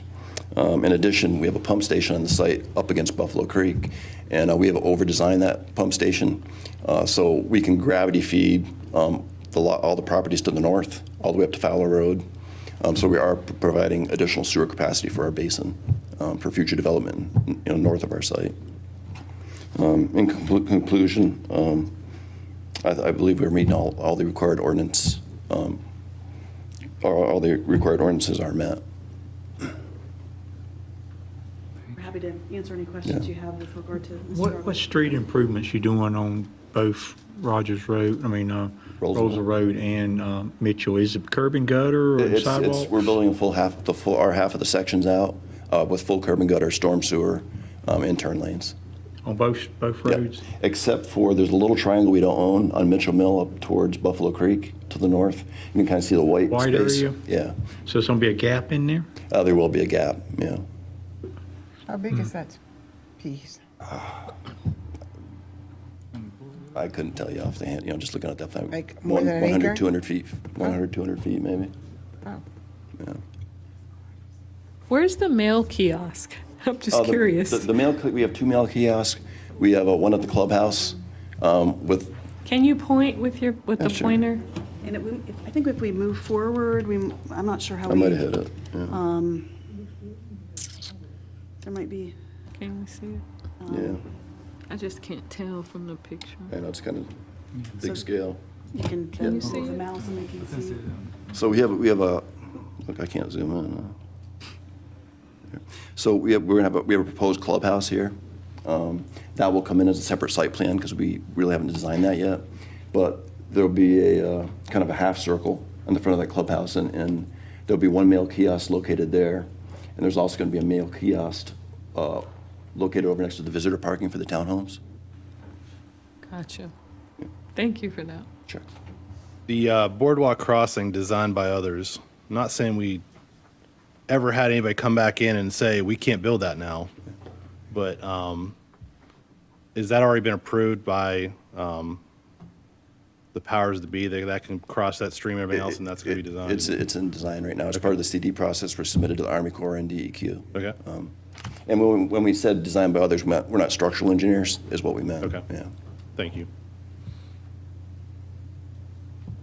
If that doesn't get approved, I'm not saying that it won't.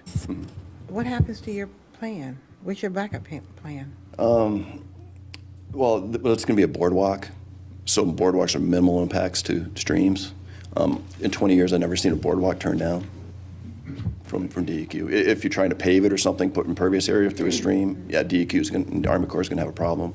But boardwalks are relatively low impact, just the footer post, go through. The whole length to be boardwalk? Just the stream crossing. Because they're not very long to start with, I don't think, is it, in feet? What's that? The board? Yeah. What's a 100-foot riparian buffer? 50 foot on each side of that stream. Well, you're not crossing it, are you? Oh, you're crossing that at one that, Yeah, more up here. you're crossing the blue line. Yeah, exactly. Yeah. Mhm. I got you. There's no connectivity with this here development to the next one? It's all county. We do have some stub streets to the north, right there, and we have a stub street there Okay. to the property to the north. And as Beth had referenced, we did have some people spoke from Taviston Court, and there were several people who did not want to be connected to the subdivision, which is why we took the stub connection to the south out to Taviston Court. Not to confuse that or question anything we have on record, but I do have from our meeting, connection to Taviston Court left is open for future use. So I don't know how it got changed, but. What's that now? I have that note that said we left that as an open future use. What's that? The Taviston Court connection. I know, I mean, we could view the tapes, and Danny was here. Yeah. And I think Danny, well, I'm not going to go there, but. But like I said, it's in the record. I mean, Yeah, I think we asked for just, because that subdivision could be a town one day. We may, 50 years from now, you may annex it or something, but So what's the workaround? I don't for that? know. So evidently, we got a signed agreement that, in the conditions that we didn't require it, so, Yeah, and it was my recollection that, we discussed fire access, emergency access, but in the end, we decided not to do any right What was your away. note say? yeah, so we left it, it says, left is open for future use. So whose notes do we look at, attorney? The signed order from the rezoning controls the issue.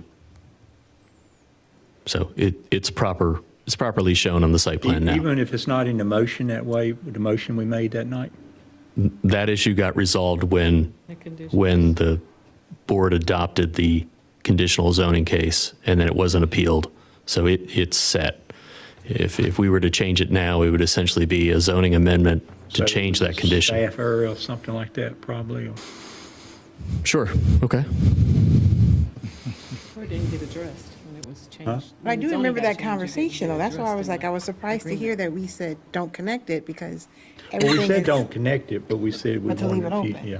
And was that around the time that other development was going through their issues here in Roseville? Won't bring it up, just ask. I do not recall. The legal issue is that the signed conditional zoning order controls at this point. Understand. I have a question for you, sir. Yes. It's in page 100 on the agenda when they're talking about the 50,000 towards the traffic light. Is there any reason why the developer won't pay for the whole thing?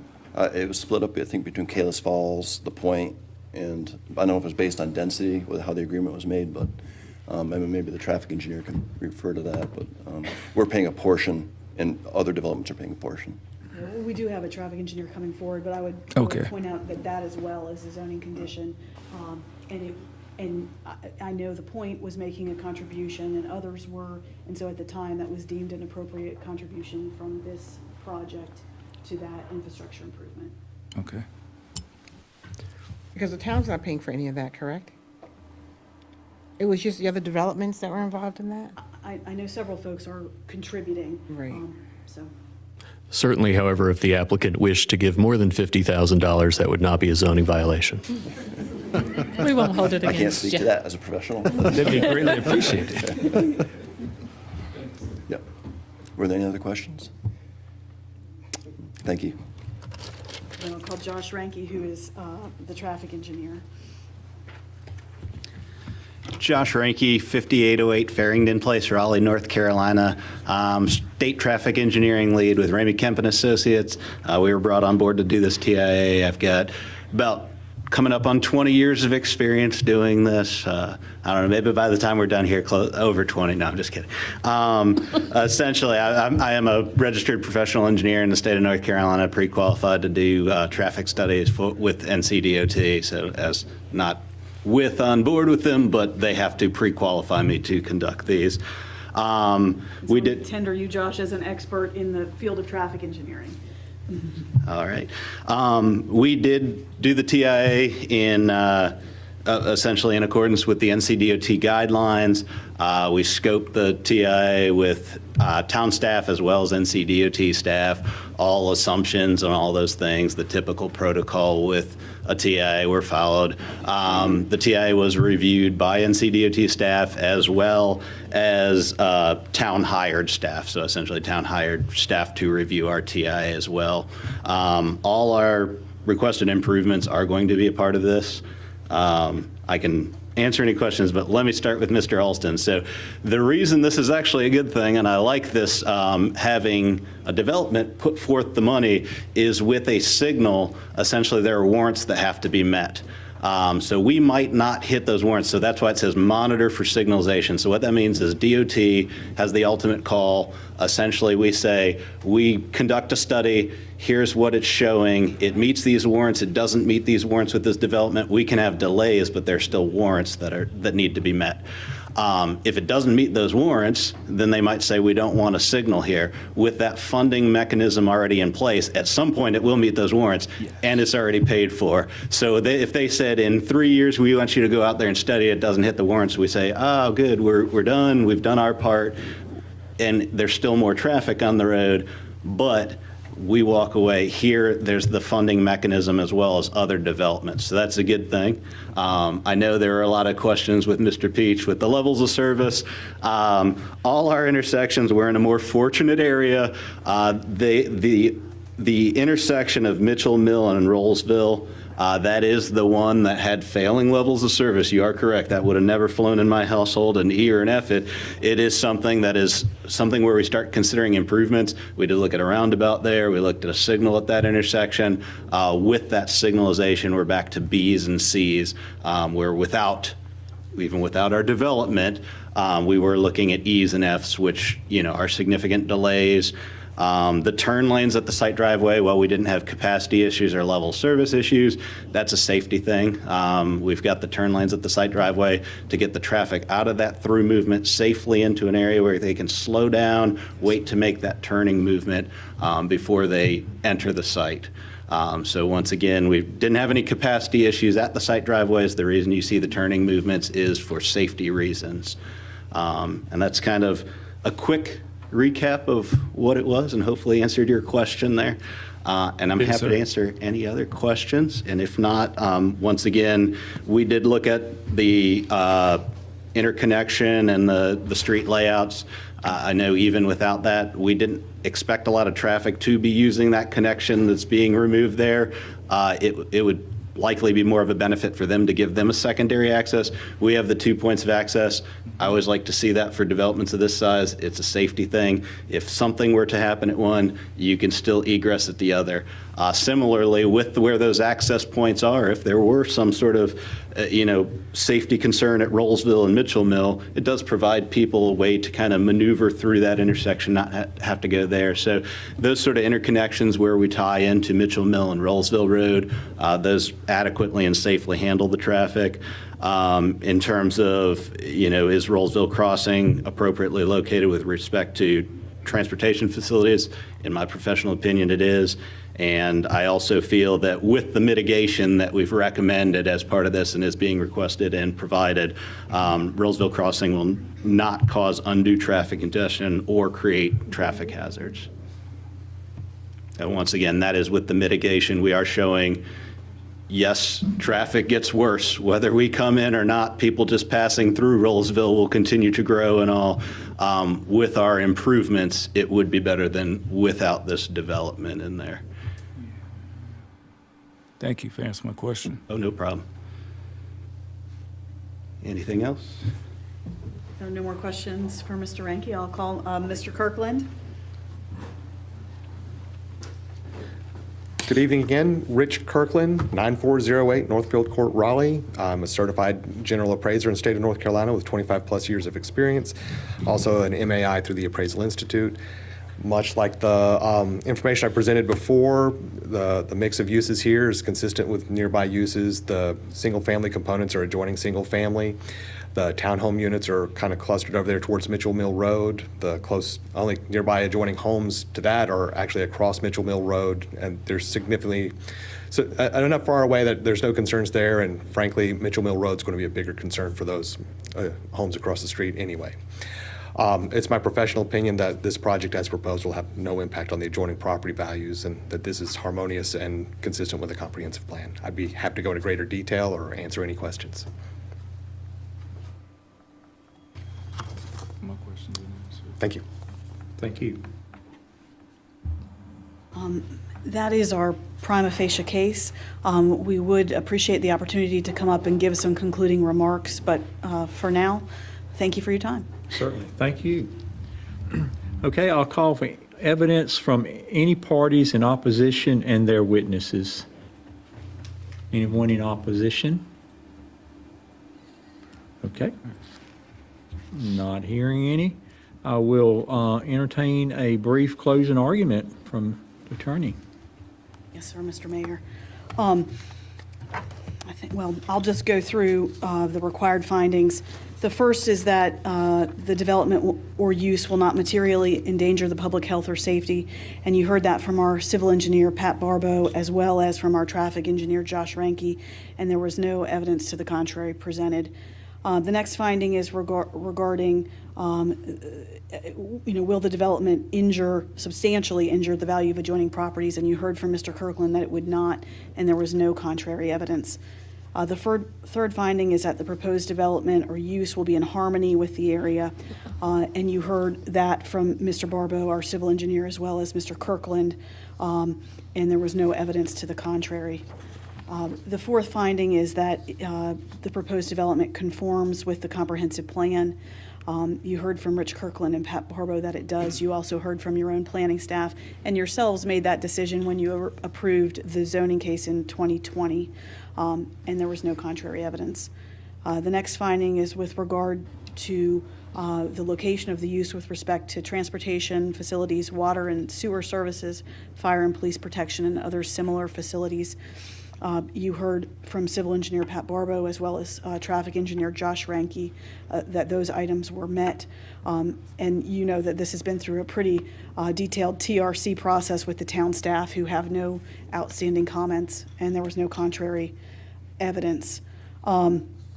With regard to the sixth finding that this use will not cause undue traffic congestion or create a traffic hazard, you heard that from traffic engineer Josh Ranke. You know that NCDOT and a town hired engineer also reviewed this, and there's no contrary evidence. The final finding is that the proposed development meets all of the applicable requirements of the ordinance. You heard that from civil engineer Pat Barbeau. Your TRC has been over that with a fine-tooth comb, and there was no contrary evidence. So with that, Mr. Mayor and Commissioners, we would ask please for your support, and we thank you very much for your time this evening. Thank you. Any additional questions from the board on the applicant or applicant witnesses? Okay. Meredith, I'll call you back up. Any comments from the staff? No additional comments? Okay. I will also enter your application and also the staff report as admitted into evidence. Thank you. Thank you. And I just wanted to ask about the buffers. Could you just explain the buffers? Oh, yes, ma'am. And Mr. Mayor, Mr. Kirkland prepared a report, and I gave it to the clerk, but I forgot to enter that into evidence. If you would accept that as well, I would appreciate it. certainly The accepted.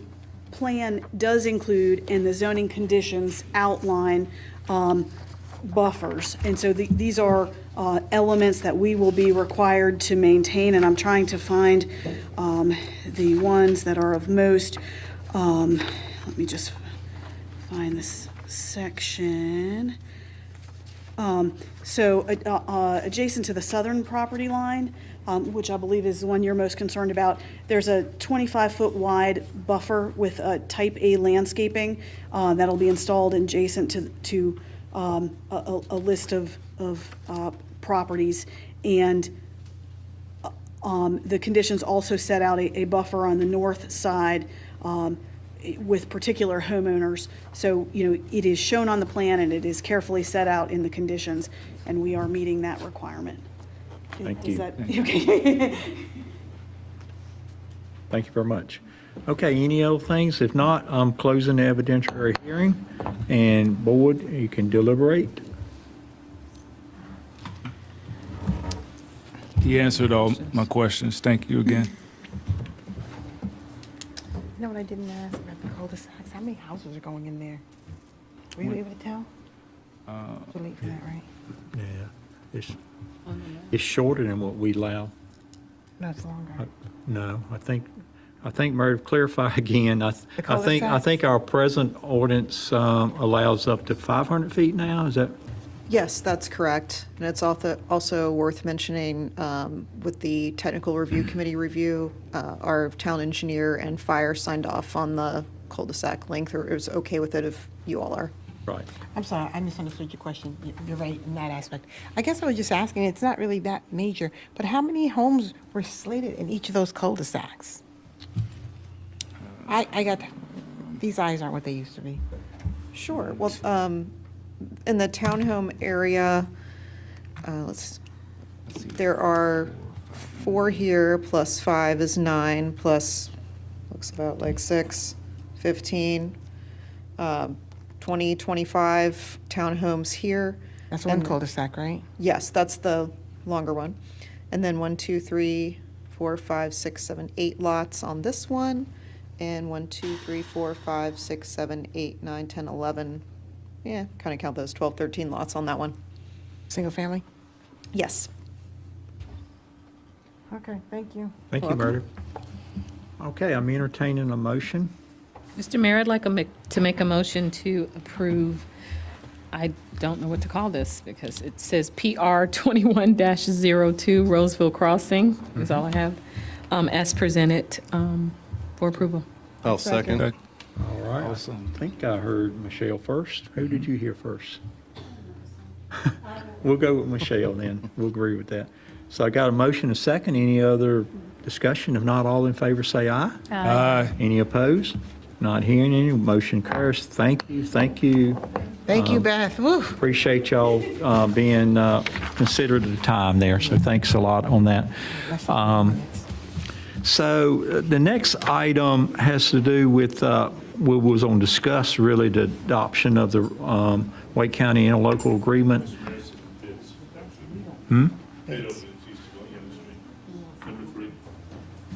Okay, all right, we'll come back to it. So you still want to do that one? Yes, sir. Okay. Okay, we'll come back to do that one.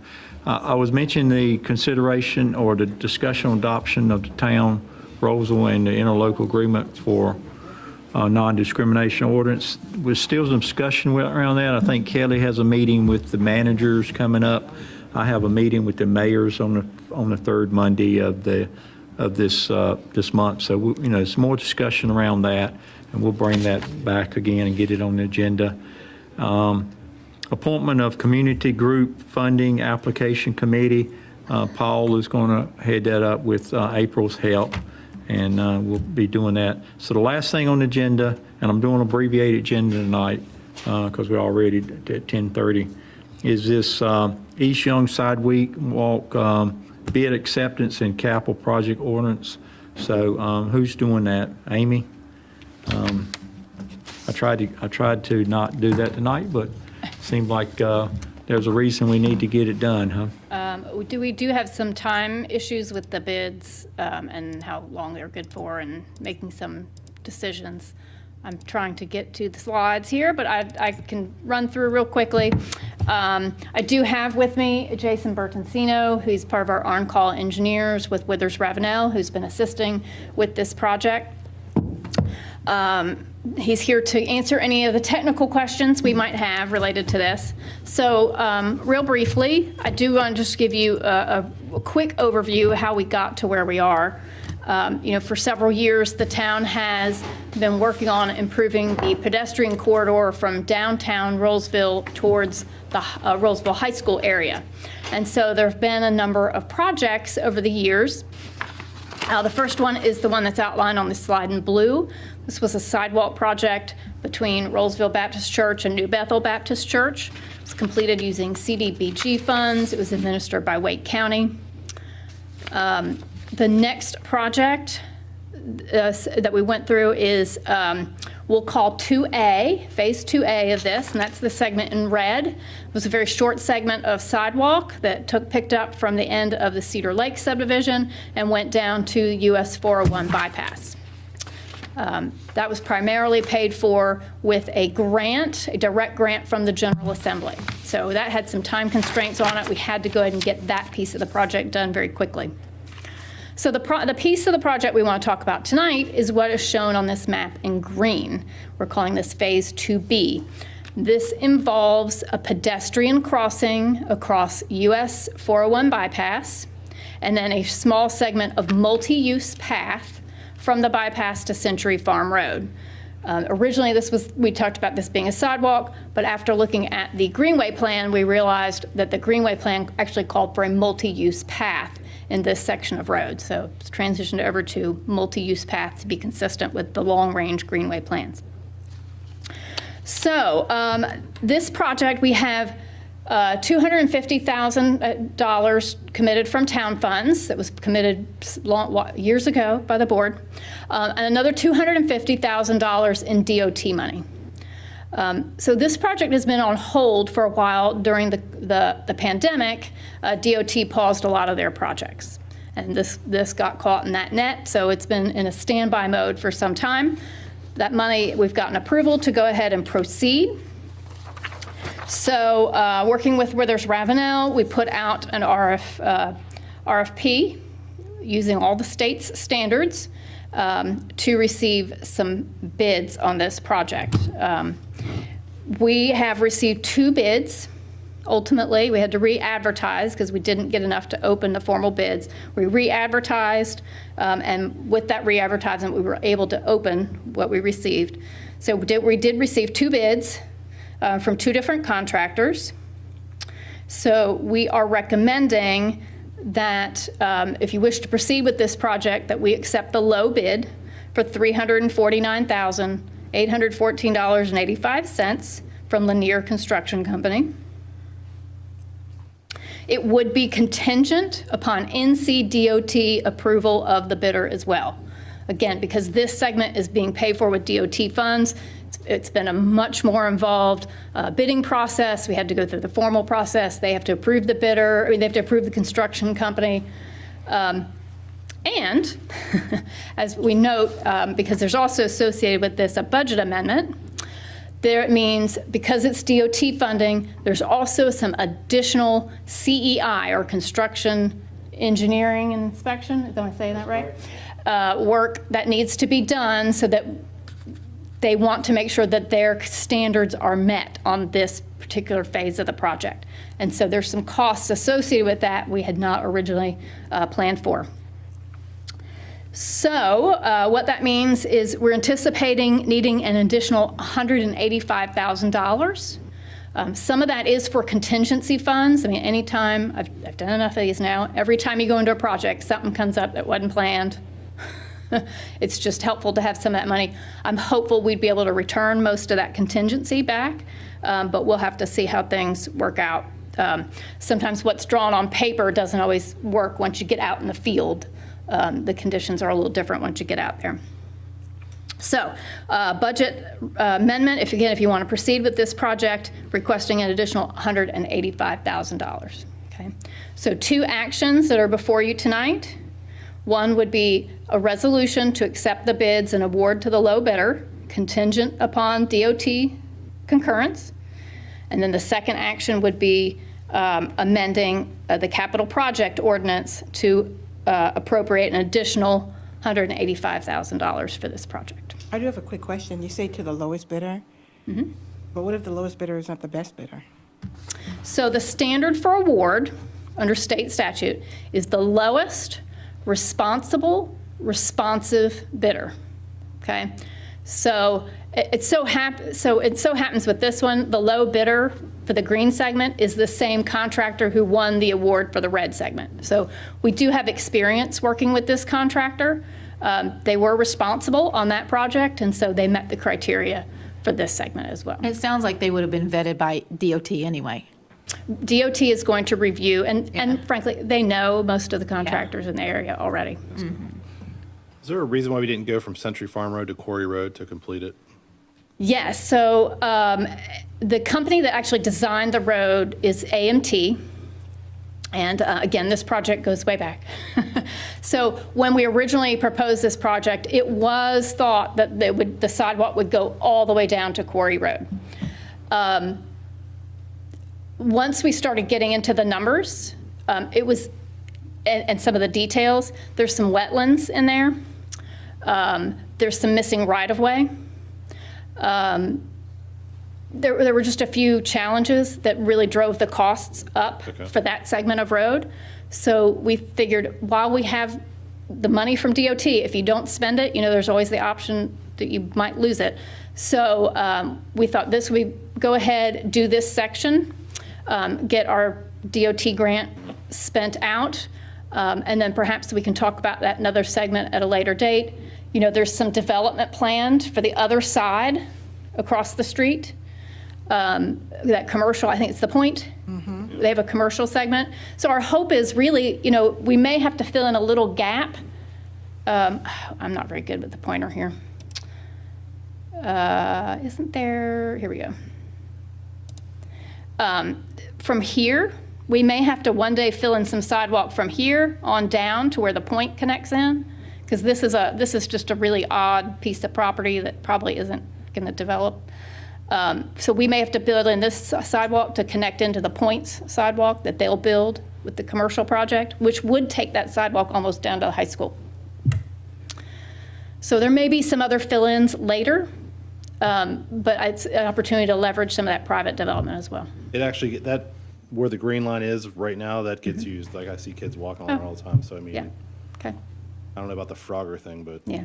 We even considered, taking rather than doing the sidewalk, that multi-use path down to Quarry Road, thinking maybe it would just be easy to just throw some asphalt down. But because there's enough wetlands there, it just made it not very feasible.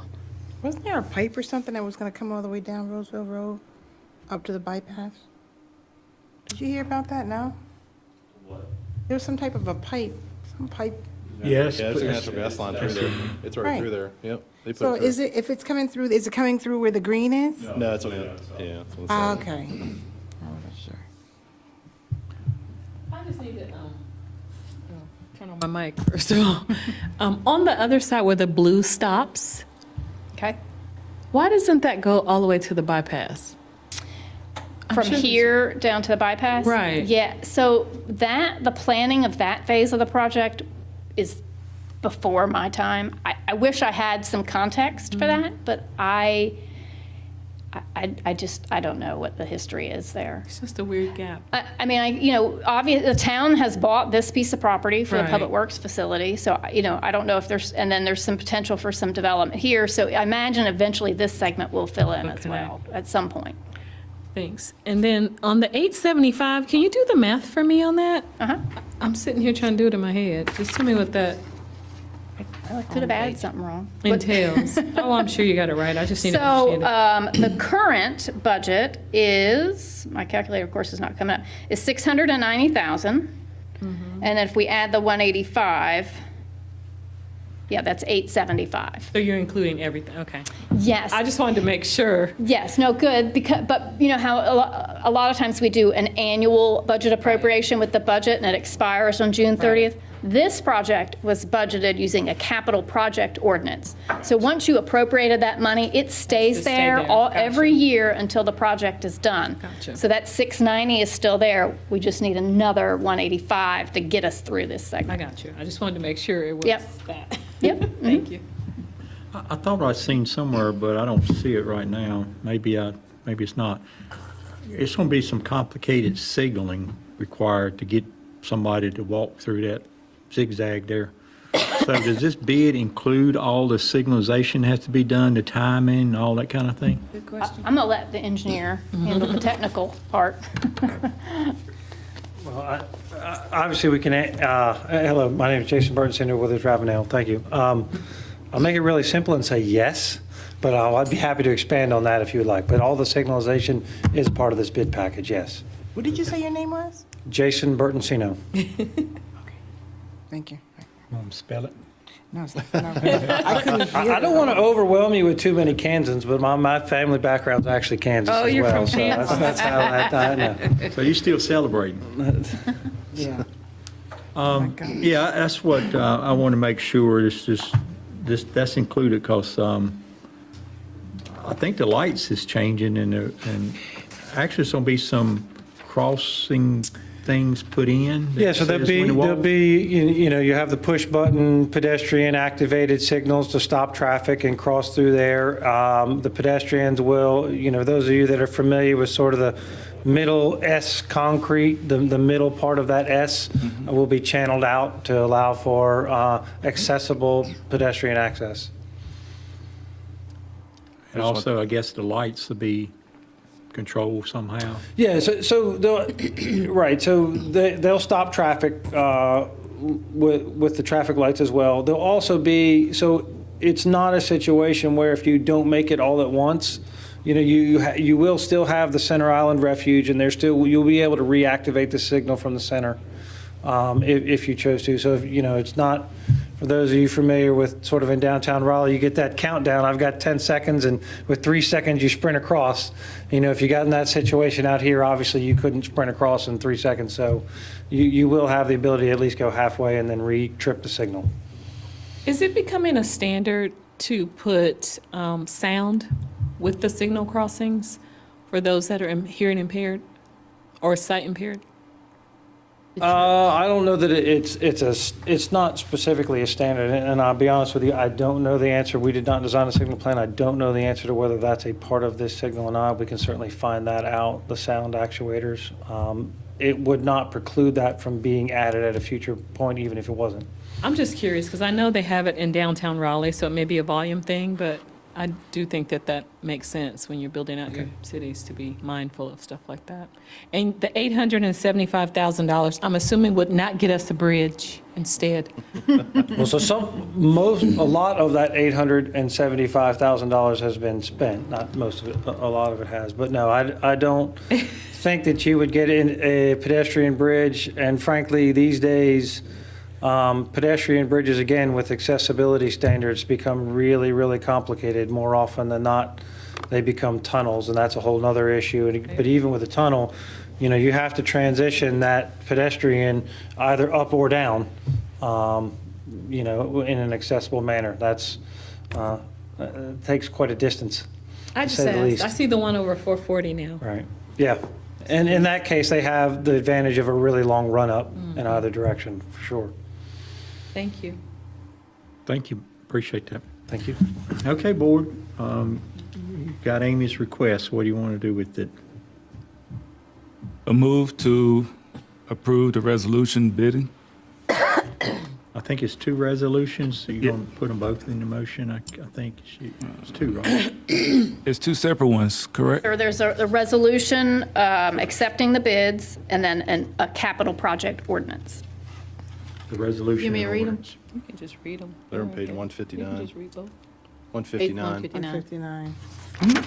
I mean, I'm there, but I'm just asking, is it going to be 1 or is it 2? 1 vote or 2?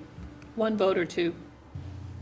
2 votes. Yep, that's what I thought. Okay, 2. So the first move is to approve the resolution accepting bids and awarding the contract to the East Young Street sidewalk.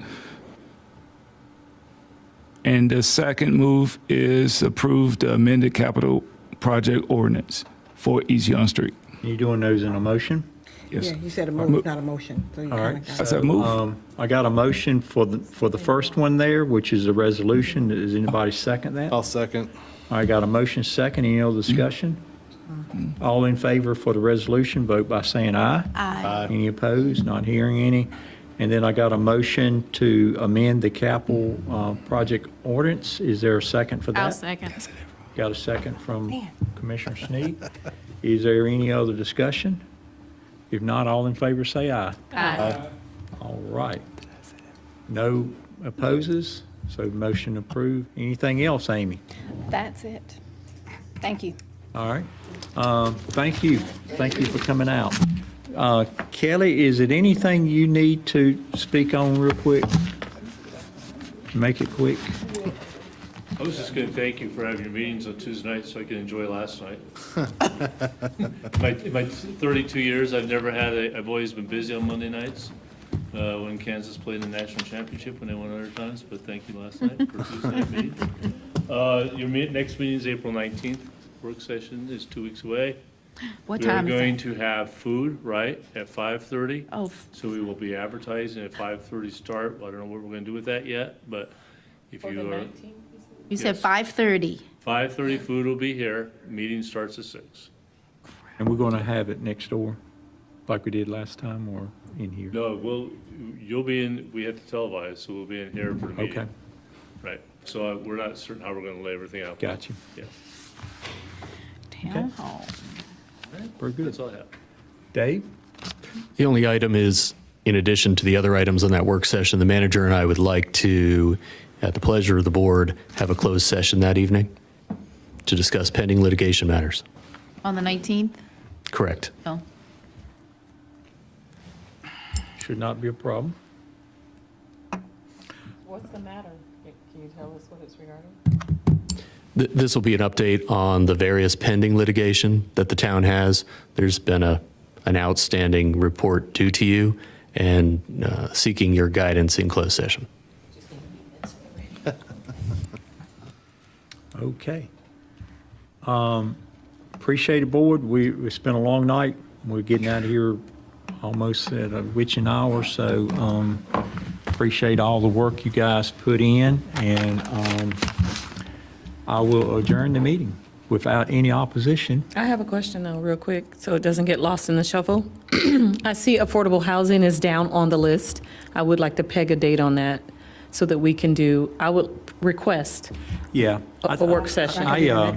We had a meeting today with Wake County Commissioner Vicki Adamson, and Wake County is getting, I think they got $20 million, I think she said, or something to that effect. And they're going to, if they want us to, they're going to come out and present to us some definitions, what they use for affordable housing and some ideas. So we can get that, we talked to her, we can get that on the work session night, if you guys okay with that. And Well, when I talked to you today, you said not this week, but not this session, but maybe next month? No, not next month, because we already have things on that agenda. well, we have to coordinate with her and get, Oh, I talked to him about it yesterday, so I'm just saying, I know that we had other things as to why we couldn't do it. but we'll get that on there. Great, thank you. Any other comments real quick? All right, if I don't hear opposition, meeting adjourned. Thank you. All right.